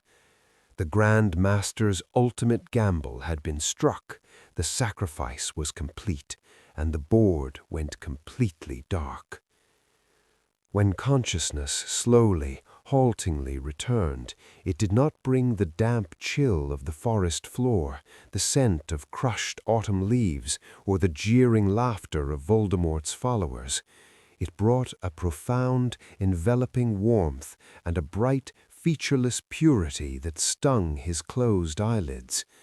Harry found himself lying face down on a smooth, immaculate surface, bathed in a luminous, pearlescent mist. He possessed no body, yet he felt entirely whole. As the mist gradually thinned and retreated, the architecture of the metaphysical space began to form around him, taking on the vast, echoing dimensions of a train station he knew intimately, King's Cross. But it was entirely empty, silent, and scrubbed of all soot, grime, and the chaotic bustle of the mortal world. It was a blank canvas of existence, a sterile waiting room suspended between the vibrant world of the living and the profound mystery of whatever lay beyond the veil. Yet the pristine silence was violently interrupted by a pitiful rhythmic whimpering. Harry followed the sound to a high-backed wooden bench, and beneath it, cowering in the bright light, he found the grotesque manifestation of the Dark Lord's mutilated soul. It was a raw, flayed, infantile creature, shuddering in eternal, irreparable agony. It was the piece of Tom Riddle that had lived parasitically within Harry's scar for 16 grueling years, finally severed, finally destroyed by its own creator's hand. Harry stared at the agonizing consequence of a torn soul, a visceral, sickening reminder of what Dumbledore had sacrificed his own life and very nearly Harry's to spare him from. And then steady footsteps echoed in the vast, bright hall. Albus Dumbledore walked toward him out of the mist. He did not appear as the frail, dying old man with a blackened hand who had plummeted from the astronomy tower, but radiant, whole, and weeping tears of profound, unburdened relief. The Grand Master had finally stepped out from behind the velvet curtain of his own machinations. The reunion in this ethereal limbo was the climax of their 7-year psychological dance. For the very first time since a letter arrived at Privet Drive, there were no half-truths, no calculated omissions, and no hidden agendas carefully designed to steer the boy toward a desired outcome. Dumbledore looked at the boy he had manipulated, the boy he had systematically stripped of his childhood and steered into the direct path of a killing curse, and openly asked for forgiveness. He confessed his own youthful arrogance, his blinding, intoxicating quest for the Deathly Hallows alongside Gellert Grindelwald, and his desperate, lifelong fear of his own capacity for darkness. He stripped away his own glittering mythology, presenting himself to Harry not as an omniscient god of light, but a deeply flawed, terrified man who had been forced by the cruel hands of fate to play a monstrous, unforgiving game with the life of a child he had come to love more than his own breath. It was here, amidst the bright, echoing expanse of limbo, that the Grand Master finally explained the breathtaking brilliance of his ultimate safety net. He explained the fleeting gleam of triumph that Harry had witnessed in the headmaster's office years ago, a reaction that had seemed so deeply out of place amidst the terror of Voldemort's resurrection. When Voldemort had selfishly taken Harry's blood in the graveyard of Little Hangleton, attempting to bypass Lily Potter's ancient magical protection and forge his own new body, he had unwittingly acted as a dark mirror. He had absorbed the enchantment, tethering Harry to life as long as his own corrupted heart continued to beat. Voldemort, in his infinite ignorance of the deeper, older magics governing love and sacrifice, had tethered his own doom to his enemy's survival. The killing curse in the forest had not killed Harry Potter. It had only annihilated the parasitic fragment of Voldemort's soul clinging to him. The supreme paradox had been resolved in a burst of green light. Harry had willingly walked to his death, fulfilling the ancient, unyielding requirement of true sacrifice. But the Dark Lord's own profound arrogance had bounced the boy right back to the realm of the living. Dumbledore's voice echoed softly in the luminous space, explaining that Harry was now the true, undisputed master of death, not because he had hoarded the Hallows, not because he possessed unparalleled destructive power or sought to conquer the inevitable, but because he had fully accepted his own mortality. He had embraced the end, not with the desperate, clawing terror that defined Voldemort's entire wretched existence, but with the quiet, steadfast courage of a man protecting his family. This acceptance was the ultimate magic, a force so pure and ancient that the legendary Elder Wand itself bowed to it. Dumbledore revealed that the wand Voldemort now wielded, the wand he believed made him an invincible god among men, was fundamentally broken in its allegiance.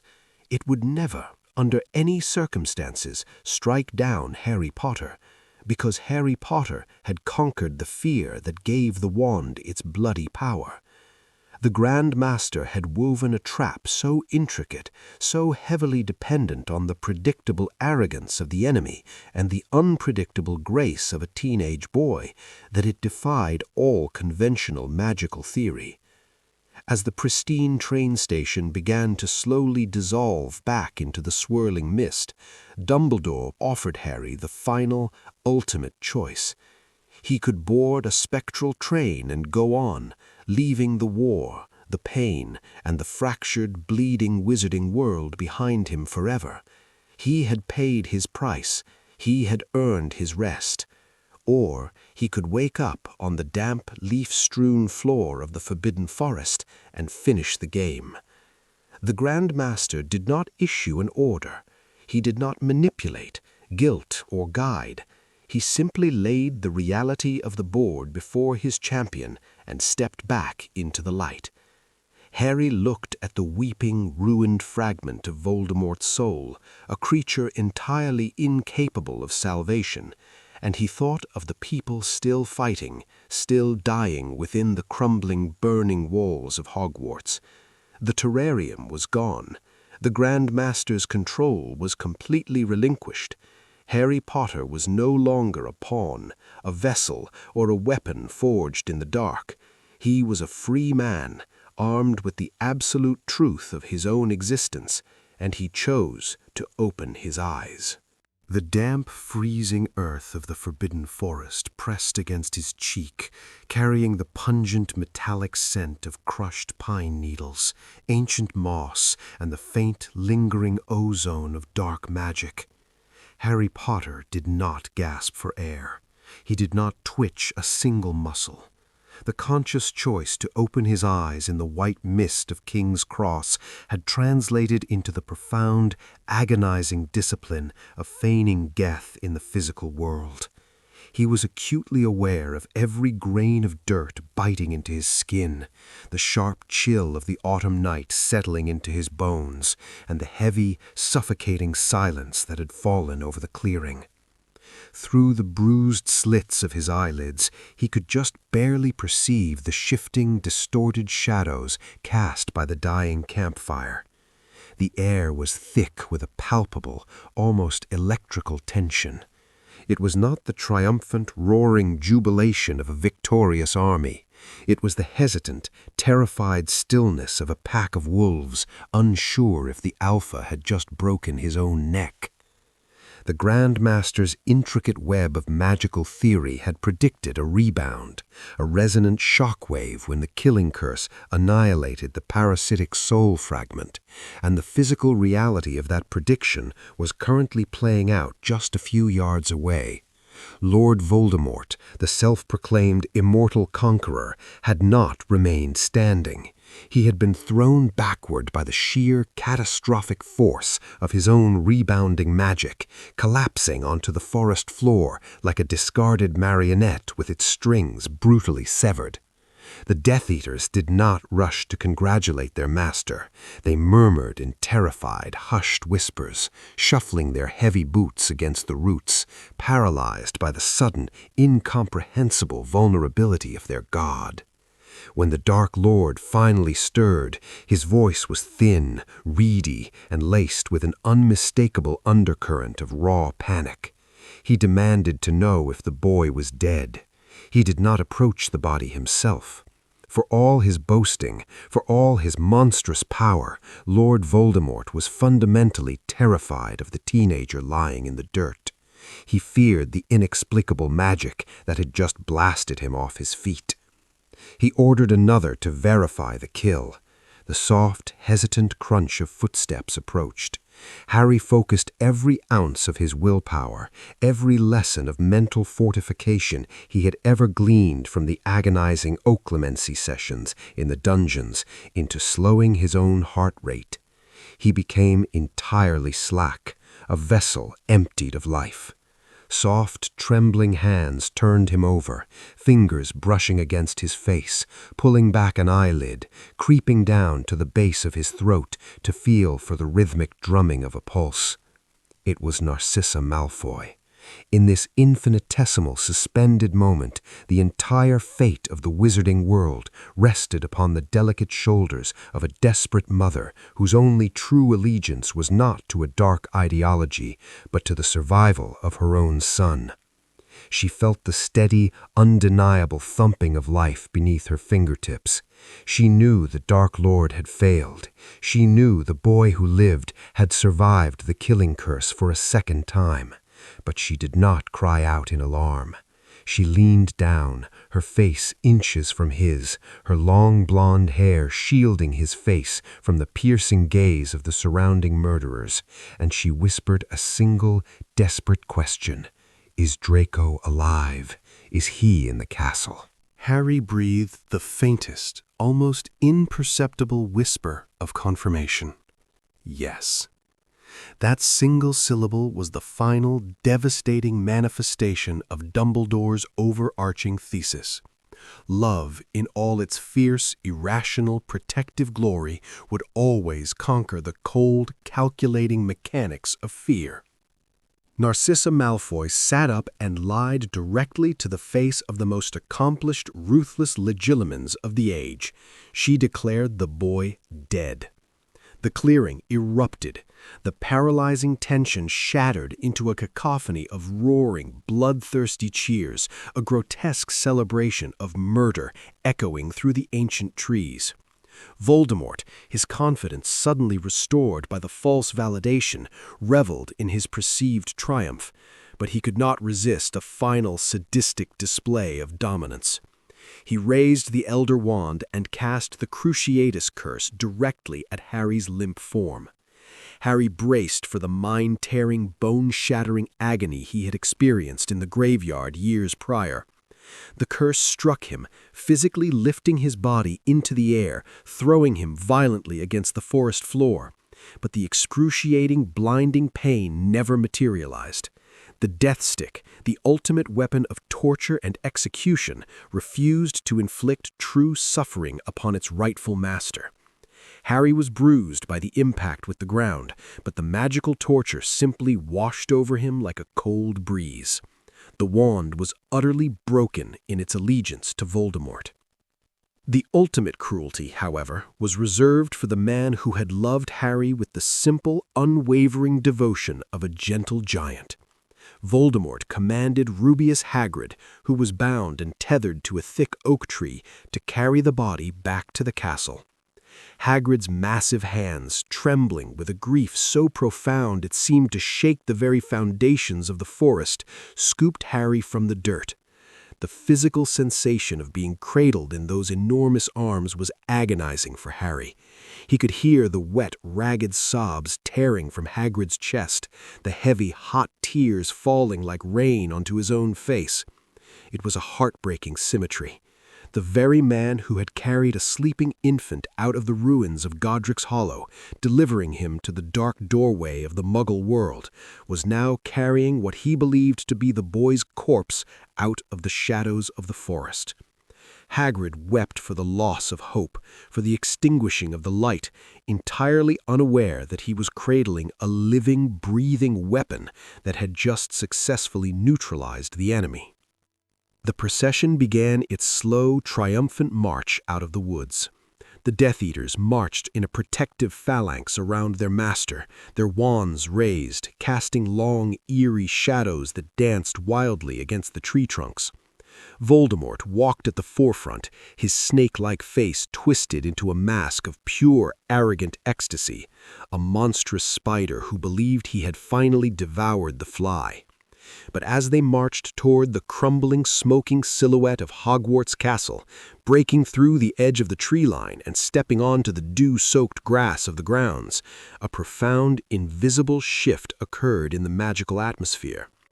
Harry's willing walk into the forest, his absolute surrender to the killing curse to save the people fighting within the castle walls, had cast a massive, impenetrable shield over the entire resistance.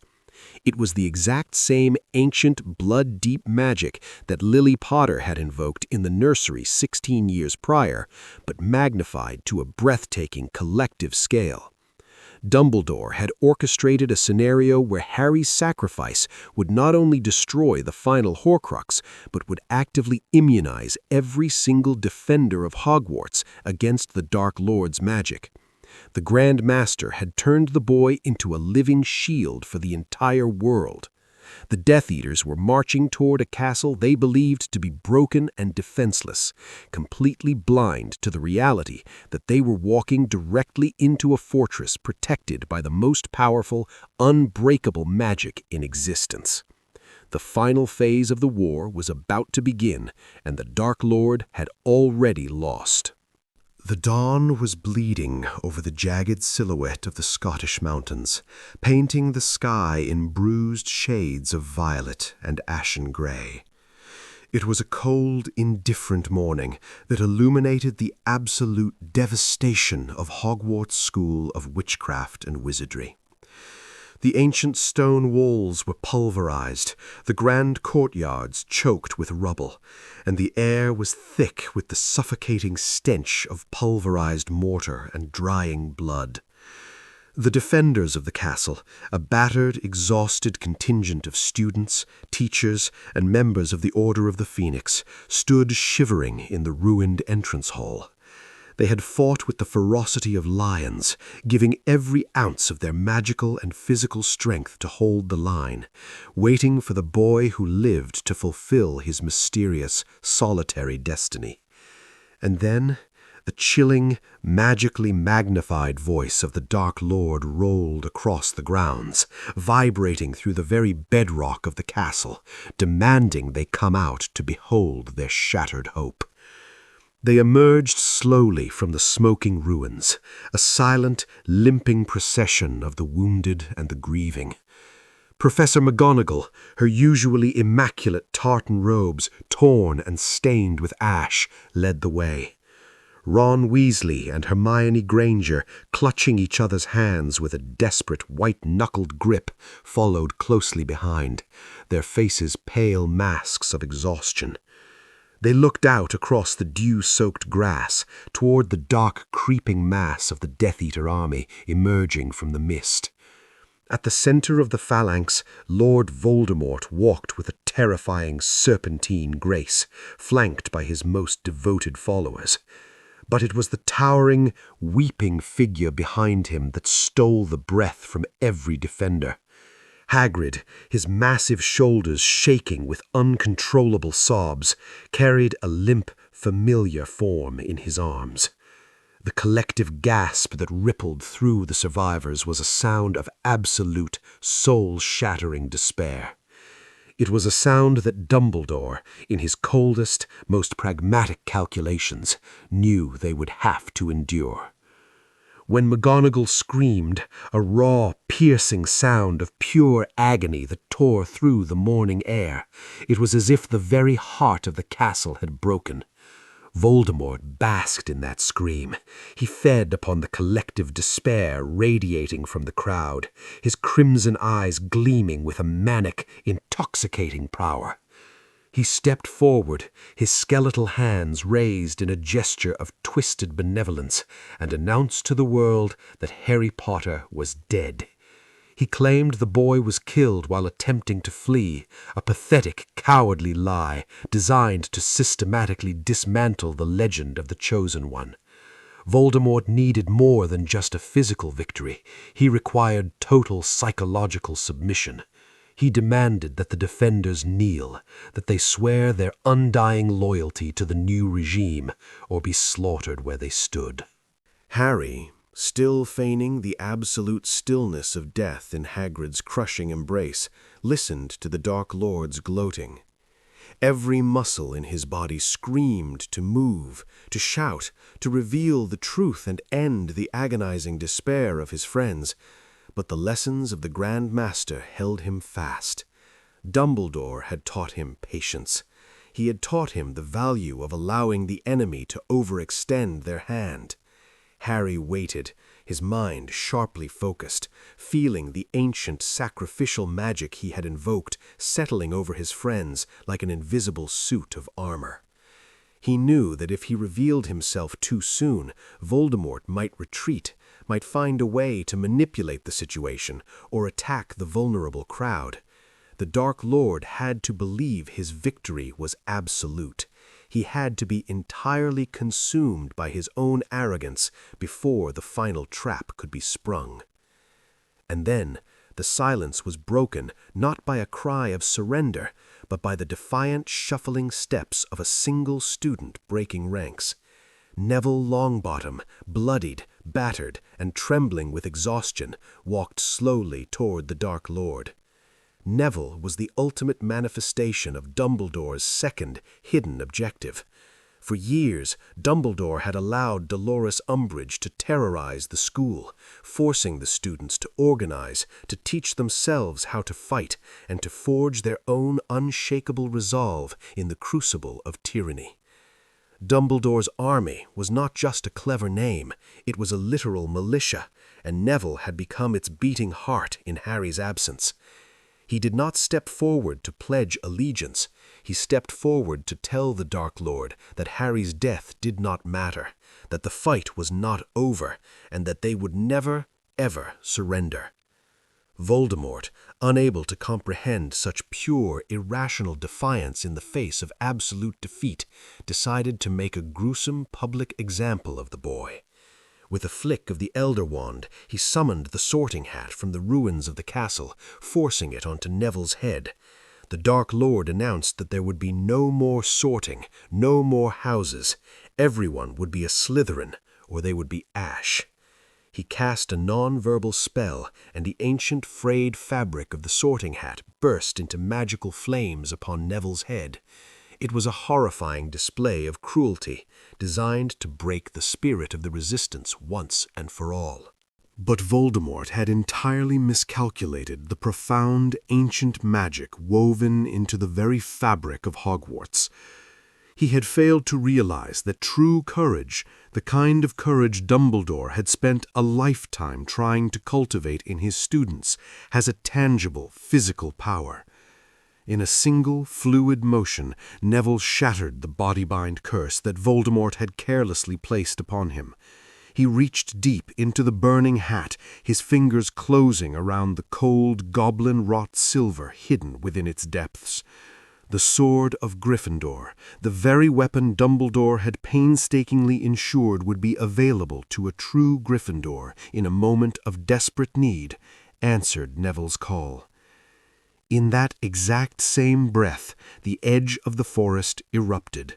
The thunderous, earth-shaking sound of hooves tore through the morning air as a massive herd of centaurs, their bows drawn taut, charged from the tree line. Giants roared, crashing into the Death Eater ranks, swinging massive clubs that sent dark wizards flying into the air like broken dolls. The air was instantly filled with a chaotic storm of arrows, spells, and screaming voices. The distraction was absolute, a perfect, blinding chaos that shattered the Dark Lord's carefully constructed tableau of dominance. This was the moment. The Grand Master's final, silent cue. As the massive, scaly body of Nagini, the final Horcrux, lunged forward in the confusion, Neville swung the silver blade with a fierce two-handed arc. The snake's head was severed from its body, spinning high into the air as dark, venomous blood sprayed across the grass. The last tether keeping Voldemort's soul anchored to the mortal realm was destroyed. And in that very same fraction of a second, unnoticed in the exploding chaos, Harry Potter slipped the invisibility cloak over his body and vanished from Hagrid's arms, rolling onto the damp grass, fully alive, fully armed, and ready to end the war. The invisibility cloak flowed over Harry like liquid shadow, instantly erasing him from the mortal plane, just as the physical world erupted into absolute pandemonium.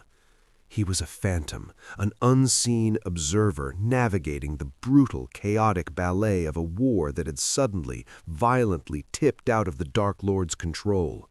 The sheer volume of noise was a physical weight pressing against his eardrums. The agonizing roars of the giants swinging their makeshift clubs clashed with the sharp, cracking thunder of 100 curses ricocheting off the ruined stone walls.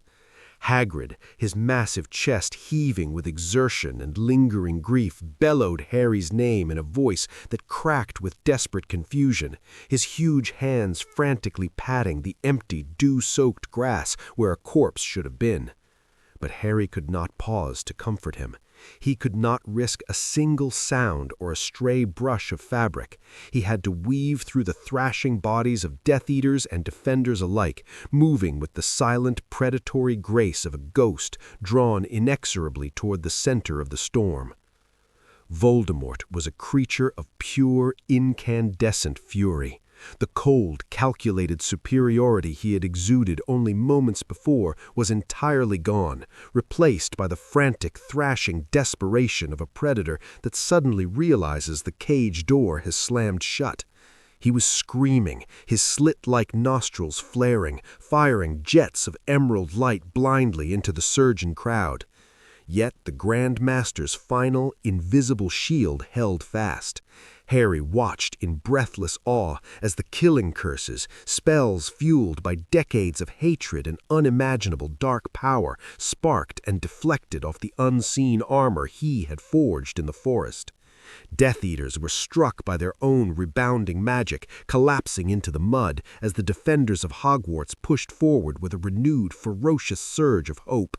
The battle was no longer a slaughter, it was a reckoning. The sheer mass of bodies forced the conflict to bottleneck, spilling backward through the shattered oak doors and flooding the cavernous expanse of the great hall.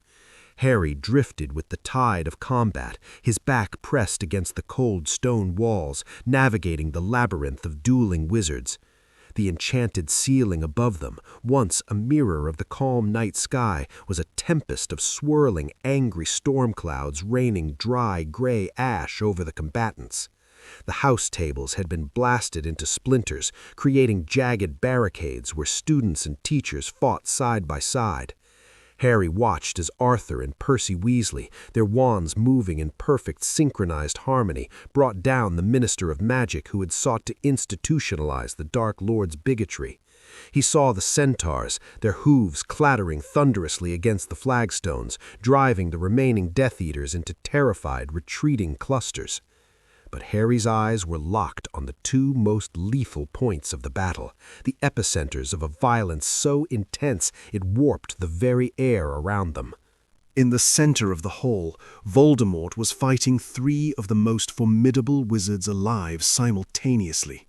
Minerva McGonagall, Horace Slughorn, and Kingsley Shacklebolt weaved and dodged, their wands blurring as they cast a relentless barrage of elemental magic.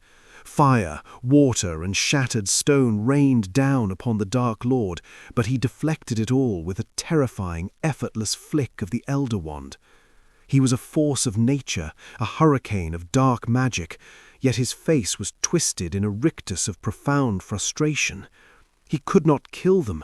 No matter how much hatred he poured into his curses, the magic of Harry's sacrifice blunted the lethal edge, turning killing blows into glancing strikes. Voldemort did not understand.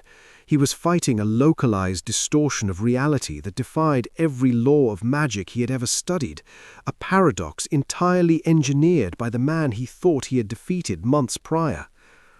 A few yards away, an entirely different, intensely personal duel was reaching its bloody climax. Bellatrix Lestrange, her wild, dark hair whipping around her face like a halo of madness, was fighting three young girls with a manic, shrieking joy.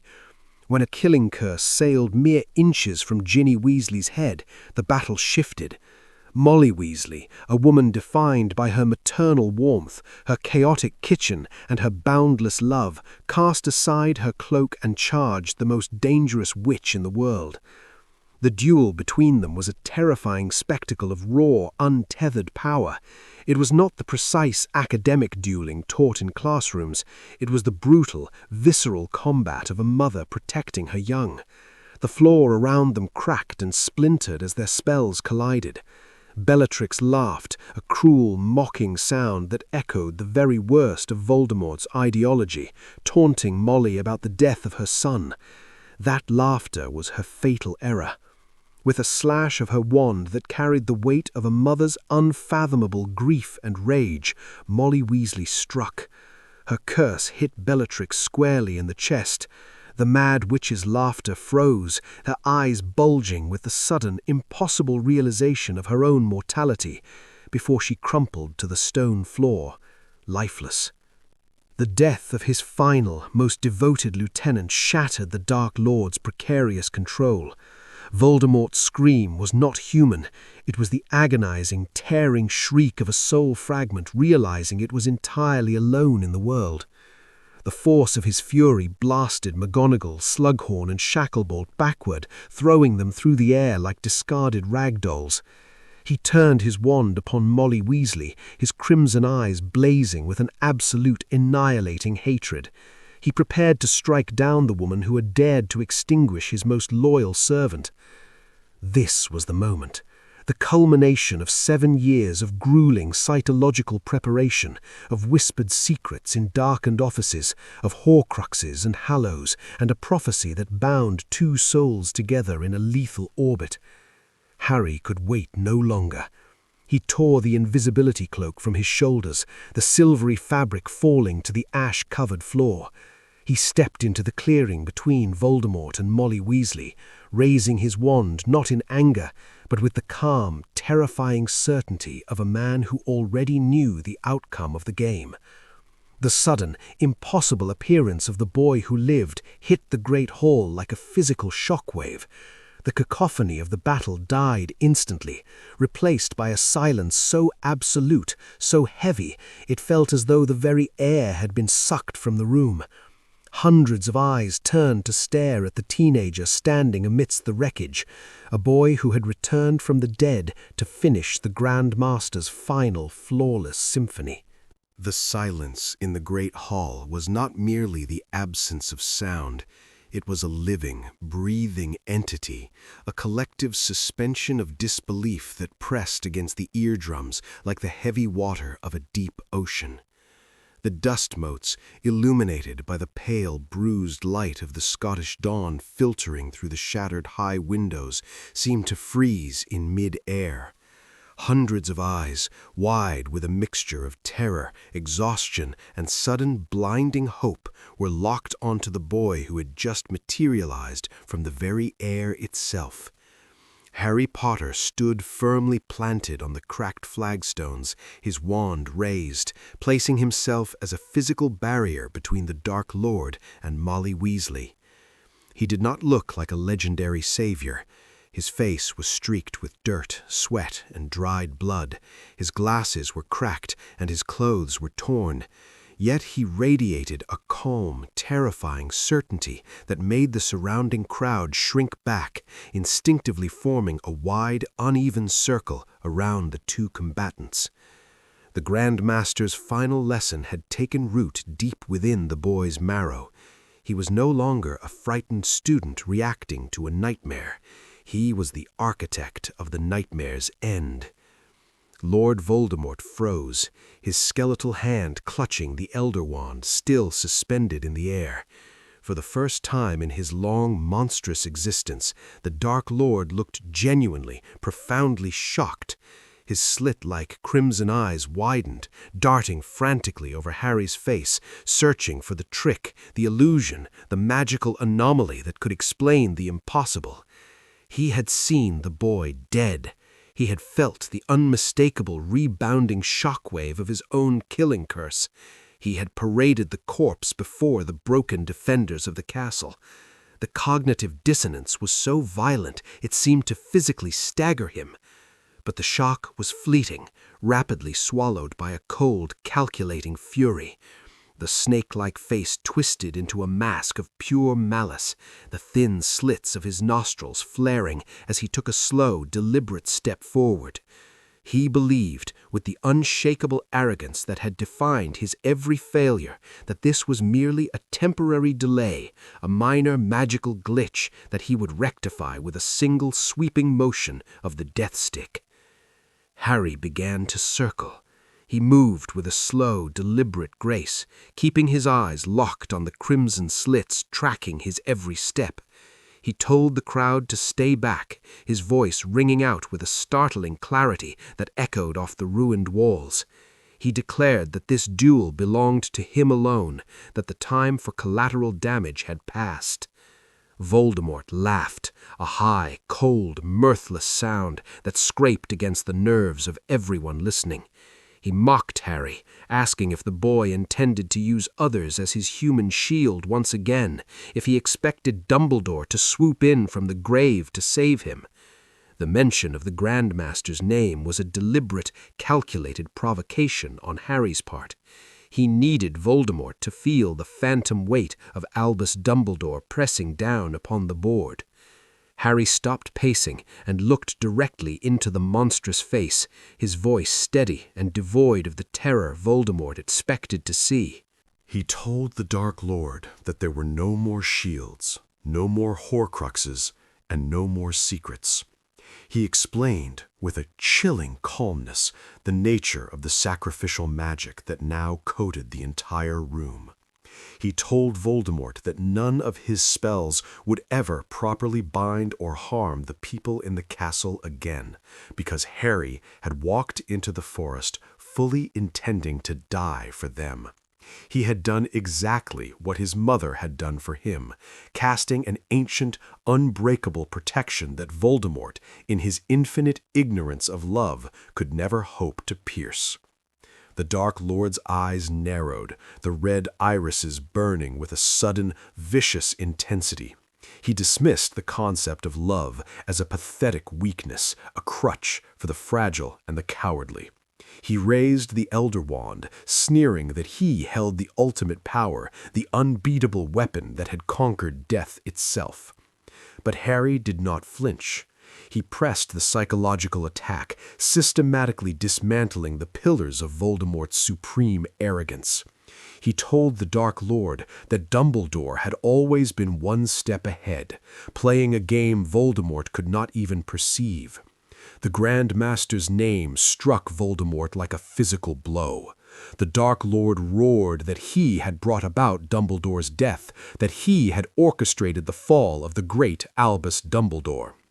It was the desperate boast of a man trying to convince himself of his own supremacy. Harry's response was a quiet, devastating truth. He revealed that Dumbledore had orchestrated his own demise.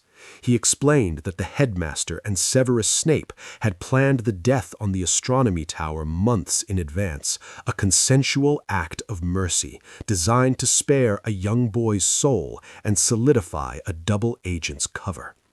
The revelation struck the Great Hall like a thunderbolt. The defenders, who had spent the entire year cursing Snape's name, let out collective gasps of shock. Voldemort's face contorted in a mixture of disbelief and dawning, furious comprehension. Harry mercilessly twisted the knife, explaining that Snape was never a true Death Eater, that his loyalty had shifted the moment Voldemort decided to hunt down Lily Potter. Snape had loved her, Harry declared, a love so profound and enduring that it had fueled a lifetime of agonizing espionage right beneath the Dark Lord's non-existent nose. Voldemort had prided himself on his legitimacy, on his ability to read the darkest secrets of the human mind, yet he had entirely missed the blazing, undeniable truth of Snape's devotion, because he fundamentally could not understand a motive driven by anything other than power or fear. The Dark Lord sneered, attempting to recover his shattered composure. He declared that Snape's true allegiance was irrelevant. It did not matter who the man loved, because Voldemort had killed him. He proudly announced that he had slit Snape's throat in the boathouse, severing the final tie and claiming true mastery over the Elder Wand. He believed he had forcefully taken the loyalty of the Death Stick by eliminating the man who had defeated Dumbledore. He raised the pale, polished wood, the instrument of so much suffering, and pointed it directly at Harry's heart, completely convinced of his own invincible status. But the Grand Master's trap was finally perfectly aligned. Harry stood his ground, the cracked lenses of his glasses reflecting the harsh morning light. He looked at the most dangerous dark wizard in history and felt a profound, almost tragic sense of pity. He asked Voldemort, in a voice that carried to the very back of the hall, if he really believed the wand worked that way. He asked if the Dark Lord had ever considered that perhaps, just perhaps, the wand had never belonged to Severus Snape at all. The air in the great hall grew impossibly dense. The silence stretched until it felt like it would snap. Harry explained the fatal flaw in Voldemort's bloody logic. The Elder Wand did not shift its allegiance through murder, it shifted through defeat. And on the night Dumbledore died, Snape had not defeated him. Dumbledore had been disarmed, moments before Snape's arrival, by a terrified, trembling Draco Malfoy. Voldemort's crimson eyes widened in a sudden, paralyzing shock. The absolute certainty that had defined his entire campaign began to rapidly, violently crumble. Harry pressed on, delivering the final, crushing blow. He explained the chaotic skirmish in the drawing room of Malfoy Manor, the desperate struggle where he had physically ripped Draco's wand from his hand. He had conquered Draco Malfoy, and in doing so, he had conquered the invisible, ancient loyalty of the wand Voldemort now held. The Grand Master's plan had derailed, twisted, and righted itself in the dark, culminating in this exact, impossible moment. Harry Potter was the true master of the Elder Wand. The Dark Lord was holding a stolen weapon, aiming it at its rightful owner, and the deep, sentient magic of the wood would never allow it to strike him down. The board was set. The pieces were locked. The Grand Master had won. The sun finally broke completely free from the horizon, casting a blinding golden light across the ruined Great Hall. It illuminated the dust, the rubble, and the faces of the hundreds of silent spectators. Lord Voldemort stood frozen in that golden light, his mind violently rejecting the reality of his own imminent destruction. He could not, would not accept that a teenager, a boy he had hunted for nearly 2 decades, had outsmarted him through a chaotic chain of disarmaments and a dead man's intricate web of trust. The Dark Lord sneered, a final desperate act of defiance against the crushing weight of inevitable defeat. He refused to believe in the ancient, sentient magic of the wood he held. He believed only in his own supreme will. With a scream that tore through the morning silence, a sound born of pure, unadulterated terror masked as rage, Voldemort slashed the Elder Wand through the air. Avada Kedavra! The blinding green light erupted from the tip, roaring toward Harry with the force of a physical blow. But Harry did not dive out of the way. He did not raise a shield charm. He relied on the very first defensive lesson Albus Dumbledore had ever orchestrated for him to learn, back in a dueling club when he was just 12 years old. Expelliarmus! The jet of red light shot from Draco's hawthorn wand, meeting the killing curse in the dead center of the Great Hall. The collision was not a struggle for dominance. It was an instant, catastrophic rejection. The Elder Wand, recognizing the magical signature of its true master, absolutely refused to strike the killing blow. The green light was instantly blasted backward, rebounding with a terrifying, magnified velocity. The wand itself spun from Voldemort's hand, arcing high through the golden air, a deadly instrument finally relinquishing its bloody history. Harry caught it flawlessly. Voldemort fell backward, his arms splayed, the slit-like eyes rolling upward as the mundane, final reality of death seized him. The Dark Lord hit the stone floor with a hollow, ordinary thud. There was no explosion, no lingering dark magic, just the empty shell of Tom Riddle, finally, permanently broken. The Great Hall erupted. It was a tidal wave of sound, a chaotic, deafening roar of triumph, grief, and absolute, exhausted relief. The war was over. In the chaotic aftermath, as people rushed forward to touch the boy who lived, Harry felt a profound, heavy exhaustion settle into his bones. He slipped away from the screaming crowds, retreating to the quiet, circular office high in the towers. The portraits of the old headmasters were awake, cheering and waving from their frames, but Harry's eyes were drawn to the largest portrait right behind the heavy wooden desk. Albus Dumbledore was looking down at him, tears streaming silently behind his half-moon spectacles. The Grand Master did not offer a booming speech or a triumphant declaration. He merely offered a quiet, deeply respectful nod. The game had cost everything. It had demanded the innocence of a child, the life of a double agent, and the very blood of the Grand Master himself. But as Harry looked at the broken, charred Elder Wand in his hand, and then down at his own intact, unscarred soul, he finally understood the sheer, terrifying magnitude of the gift Dumbledore had given him. He had not just been protected, he had been perfectly, ruthlessly prepared to save the world without losing his humanity in the process. The grand plan was complete. The terrarium was shattered, and the boy was finally, truly free to live.